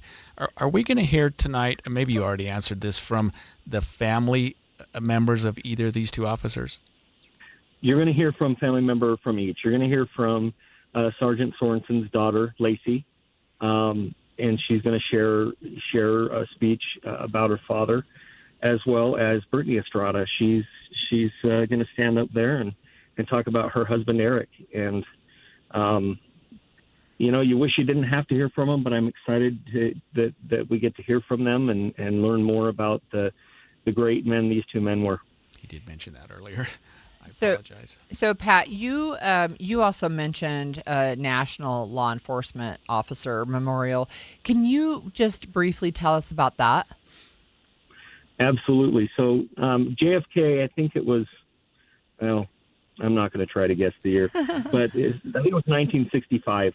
but he declared May 15th as the National Law Enforcement Officers Memorial Day. And in Judiciary Square in D.C., there is an absolute beautiful memorial there that honors all of the nation's fallen police officers. And every year they have what's called Police Week. It starts on May 11th and ends on May 17th. And there's a lot of events that go on, but there are two big events. On May 13th at the National Mall, there is a candlelight vigil honoring all of the officers killed in the line of duty that previous year. It is a beautiful sight to see when all the candles light up. You're on that National Mall between the Lincoln Memorial and the Washington Memorial. And it's such an honor and such a tribute and such a reminder of the sacrifices of these great people. But then on the 15th at the United States Capitol, I think it's the West Lawn, but every year there's a memorial service, often attended by the president or vice president, and they honor again those officers that have lost their lives in the line of duty. And at that particular memorial service, they also honor historic officers that have been discovered. Like, we have a great member of our board, Robert Kirby. He's our historian, and he often finds Utah heroes that were forgotten about and weren't mentioned, and so those names are added nationally. So both of these families and quite a few members of both the Tremont and Garland Police Department, Box Elder County Sheriff's Office will be back in D.C. next year honoring their heroes. You mean next week, right? Yes. Yeah, next week. So thank you for joining us today. Yeah, on this, it's really an important topic, and we'll follow it next week as well. So we've been talking with Pat Evans, president of Utah Law Enforcement Memorial. And, it is so sobering, and we talked about their funerals and their deaths on this show. Okay. Now we're going to shift because we're almost to the end of Inside Sources. And a new old name is coming to Utah's Capitol Hill and getting a prominent place. So details are up next. Stay with us. Amanda, one of my favorite things to do is when people say, does soda really work? Come on. And I say, yes, absolutely it does. I got to eat real food and I had real success. The structure is what helped me so much. We used to call it soda weight loss, but it's more than just weight loss. Yeah. So now it's SOTA-dietandnutrition.com. That's SOTA for state of the art. And it's state of the art because you work with a nutritionist. They tailor the plan to your exact needs and your exact schedule so that it can work for you. It's not just a one-size-fits-all thing. The simplest things that bring me joy now. I can tuck in a shirt. For years, everything always had to be loose and because I felt heavy all the time. But now I can tuck in a shirt. Remember having to suck in the belly for every picture? It was so nice not to have to do that anymore. And summer bodies are created right now. So go online to SOTA-dietandnutrition.com. So join us for a short time to have results that last a lifetime because Amanda, soda is, say it with me, state of the art. More than 50 million Americans suffer from a form of mental illness. And Utah isn't immune, with nearly 1 in 3 people dealing with anxiety, depression, or another form of mental illness. But there's hope. We can all take action to keep ourselves and our loved ones safe. That's why KSL has teamed with the Huntsman Mental Health Foundation to bring you hope and help you thrive. It's Healthy Mind Matters. Find out more at healthymindmatters.com. Why'd I go to the doctor? Working on the farm, my heart kept skipping a beat. I didn't think much of it, but my daughters made me get checked out. Turns out I have atrial fibrillation, which increases the risk of stroke about 5 times. Symptoms like irregular heartbeat, heart racing, chest pain, shortness of breath, fatigue, or lightheadedness can come and go. But if it's AFib, the risk of stroke remains. If you have symptoms, contact a doctor. I'm so glad I did. Visit NoTimeToWait.com. Sponsored by Bristol-Myers Squibb and Pfizer. Spring cleaning isn't just for your house, it's for your life. If your job is getting old, it's time to clear the clutter and spring into IT. Go to My Computer Career. My Computer Career helped me get the skills and certifications I needed to start a new life as an IT professional in months, not years. Earn the certifications the top employers are looking for right now. Visit mycomputercareer.edu and take the free career evaluation to see if it's time to spring into IT. Financial aid is available to those who qualify, including VA benefits. This is Derek Miller speaking on business. Aspen Peak Productions brings events to life, handling everything from audio and lighting to staging and design. They work on corporate, social, and nonprofit events, making sure every detail comes together for a seamless, high-quality experience. Co-owner Rachel Sorrells-Jones joins us with more. We've all been there before. A corporate summit with harsh lights, bad audio, and a distracted audience. As an event host, your biggest fear is being forgettable. Today, the standard event is dead, and the experience is here to stay. For years, AV was seen as a utility, like electricity. You plugged it in, and it worked. But now, your audience is different. Whether you're a corporate planner or a nonprofit director, you aren't just competing with other events, you're competing with the device in their hand. This is where production design comes in, to be an architect of atmosphere. When we integrate immersive visuals, we aren't just showing a slide deck, we're building a world around your message. When you invest in intentional design, your ROI shows up in employee engagement, donor connection, and brand loyalty. Let us help you focus on your guests, knowing the environment is working for you, not against you. By elevating events across Utah and bringing people together through thoughtful design and technical expertise, they continue to support local businesses and communities. Learn more at aspenpeakproductions.com. I'm Derek Miller with the Salt Lake Chamber, speaking on business. Getting help with plumbing repairs is easier than you think. All you have to do is call Any Hour Services or schedule an appointment at anyhourservices.com. No one helps more homeowners than Any Hour Services. Stolen Voices of Dole Valley, a gripping new 9-part investigative podcast about a serial killer you've probably never heard of, Warren Forrest, a sadistic predator who prowled the Pacific Northwest in the early 70s. He hid behind the deeds of Ted Bundy, and he's only been convicted of 2 murders, but is suspected of many more. Since the release of Stolen Voices of Dole Valley, a witness identified in the podcast could lead investigators to the remains of Jamie Grissom. He ran into the woods. He said he stumbled. As he fell down, he looks up and sees the body of a young woman. And now the FBI is testing forensic evidence that had been collecting dust for decades. This cold case is now red hot. Binge the entire season of Stolen Voices of Dole Valley right now, wherever you get your podcasts. And make sure to hit that subscribe button so you don't miss out on the latest breaking news. An expanded Inside Sources. A well-known name in state politics is coming back to Utah's Capitol Hill, and I'm not talking about Rob Bishop, although he was just sworn in to finish a term in the Utah House and is on the ballot for November. No, we're actually talking about former Governor Mike Leavitt. Yeah, so this is exciting news. The Capitol Preservation Board has unanimously voted to name the North Capitol building in honor of the former governor, Michael O. Leavitt. Yeah, so Governor Leavitt, sometimes it's hard to know, like, which title do you use, right? But Governor Leavitt also became Secretary of Health and Human Services, I think is the right title. And so I think you're always supposed to use the one that was the most prestigious. I don't even know. But in any case, the North Capitol building, if you remember, that's that new one that is directly to the north of the Rotunda. And it has state offices, but it also has a history, Utah State History Museum in it.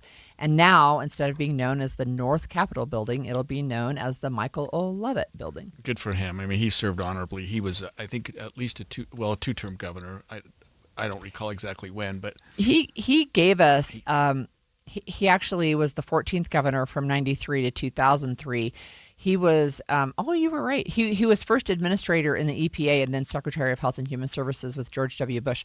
But he gave us Olene Walker, the only female governor that we have had in the state of Utah. He left early for some reason. Maybe it was to take the EPA position. It was to take the position in the cabinet. He didn't serve the full 2 terms. Yeah, but he was great. It was actually into his 3rd term when he left because it was 10 years that he was there. So that's into the 3rd term. Right. But yeah, so far, Governor Olene Walker is the only female governor for the state of Utah, and she became governor when the governor resigned and stepped down. She was his lieutenant governor. Yeah, she was his lieutenant governor. Okay, so that is a fun fact, I think, and congratulations to him. And speaking of governors, it's also former Governor Gary Herbert's birthday. So happy birthday, Governor Herbert. I hope it's a great day for you. Kind of a governor day. It is a we governor. We even talked about Spencer Cox for a while. We today. did. Yes. It is a good governor day. Okay, I do have some fun facts. So I already shared that it's National Children's Mental Health Awareness Day. On May 7th. It's also my brother's birthday. He turns 60 today. So I'm like, welcome to your 60s, my dude. So that's fun for him too. It's also the beginning of National Hug Week, so that's also a great thing. And, we're coming up on Mother's Day weekend, so remember that. If you guys have forgotten, you only have a day or two left, right? So, okay, so also on this day in 558 AD, in Constantinople, the dome of the Hagia Sophia collapsed. So this is the really old, now it's a mosque, but it was it became a cathedral. So it was originally built as like a chapel in the 300s, and then this is in the 500s. I've been there. I've seen it. It starts with an H, but it's pronounced Hagia Sophia. And the thing that is so amazing to me about this building is that this building is 1,500, 1,700 years old, right, from its original foundation. And in the city, and now, of course, it's not called Constantinople anymore, but in the city, there's what they call the new mosque. So you have the Hagia Sophia, that's the old one. They had the new mosque. It was built in like the 1500s. The new one. We are such a baby in the United States. I'm just telling you that. So, okay.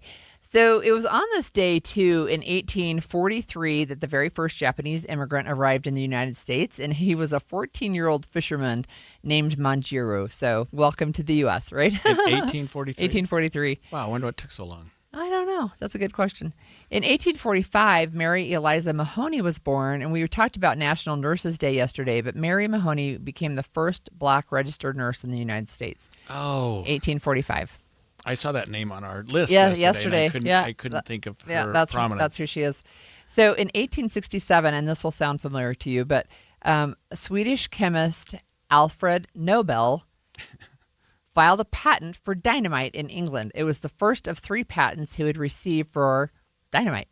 And it's that Nobel of the Nobel Peace Prize. And it was because of the dynamite and the damage that caused that he's like, I think I need to maybe shift focus. Truly. Right. So it was on this day in 1915 that a German submarine torpedoed the Lusitania, killing almost 1,200 people, just 1,198 people. That was really a huge moment in World War I. And then speaking of world wars, in 1945, this is when Nazi Germany signed an unconditional surrender at Allied headquarters, ending its role in World War II. On this day? On this day. Oh, wow. May 7th, 1945. Yep. Interesting. That's when because Japan had not surrendered yet at that point. Right. So, but this is when Germany is like, we're done. Yeah. Yeah, we're done. And then in 2020, if you remember this story, this is when a father and son were arrested for the murder of Ahmaud Arbery in Brunswick, Georgia. And it was not right after the killing. It was after a video surfaced of them chasing down this black jogger and shooting he was and jogging killing in him. the neighborhood, right? Yeah, and they thought that he was doing something. Yeah, and they thought they were fine to release this video, and instead they got arrested and charged with murder, and that was in 2020 on this day. My guess is that they were ultimately convicted. I don't remember what happened with that, but it didn't seem like there was sort of any level of legitimacy to that. Yeah, that is exactly right, and that's what happened. So, those are my fun facts. Well, let me tell you an unfun fact. I just want to go back to something we talked about earlier today, and that's the memorial that's happening this evening at the Utah Law Enforcement Memorial on the west lawn of the Capitol. And I really appreciated something that Captain Evans said when he talked about it. And he was like, well, it's better when we have a year when we don't have to honor any fallen officers. And it just hit me hard because I work so closely, believe it or not, with law enforcement and with the law enforcement community. You'd think, doing my level of practice, that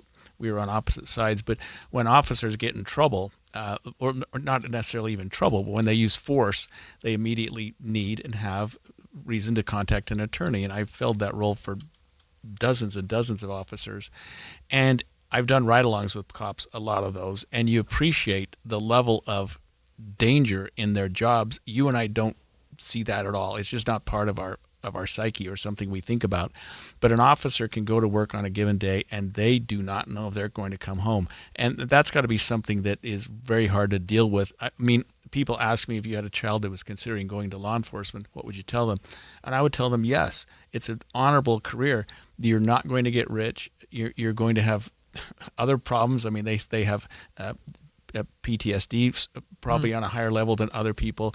Sometimes their marriages are tougher, and they have a rough go of it. But boy, when they're down with their jobs, when they're happy, if you ever sit down with police officers when they're getting together for lunch or just getting together after work, that's a tight knit group, and they love each other. So when somebody in Box Elder County goes down in a shooting from Tremont and Garland Police Department, and a captain's over there in Draper Police, he's thinking about that. He's thinking about, but for the grace of God, and that's something that officers have to think about every day when they go to work. So I really appreciate what they're doing tonight. Looked like you were about to interrupt me there. Not interrupt, but to just weigh in and say I saw that too when we covered the funerals of those officers, that there were representatives from not only around the state, which there were, but from neighboring states as well, and some that even flew in from across the country to honor a fellow fallen officer. Yeah. So and to your point, I think that's great. And so there is a memorial, there is a service, there's a plaque, there's going to be something to remember them forever, and they absolutely deserve that. Two young men, Sergeant Lee Sorensen, Officer Eric Estrada, Tremont and Garland Police Department, and that was in August of 2025 last year. It was since we started this show, and we covered those funerals, and they were gut wrenching. Yep. Those were hard to watch, and just the procession and the law enforcement, the people that came. I imagine this evening's program is going to be absolutely beautiful. Mm-hmm. So I think there's no level of honor that is too much for officers who fall in the line of duty, and I think it's a good day to think about our police officers, and they don't get the respect that they should sometimes, and people do see officers doing this and doing that and fighting with people or doing whatever, but I'll tell you what, it's the most honorable career you can have, and we talked about nurses this week, another honorable career. There are certain things that people do. When I'm doing a jury trial and there's a witness who's a nurse or is a cop, I think the jury loves these people. They like them because they bring such honor. Well, we barely scratched the surface of developments today over the data center in Box Elder County, but we're going to get some more on that later. Maria Shalales will have all the details about what's happened even since we started this show today, coming up next on Utah's Noon News. KSL Salt Lake City. From the KSL Common Spirit Health Studios, this is KSL News Radio. Utah's news, traffic, and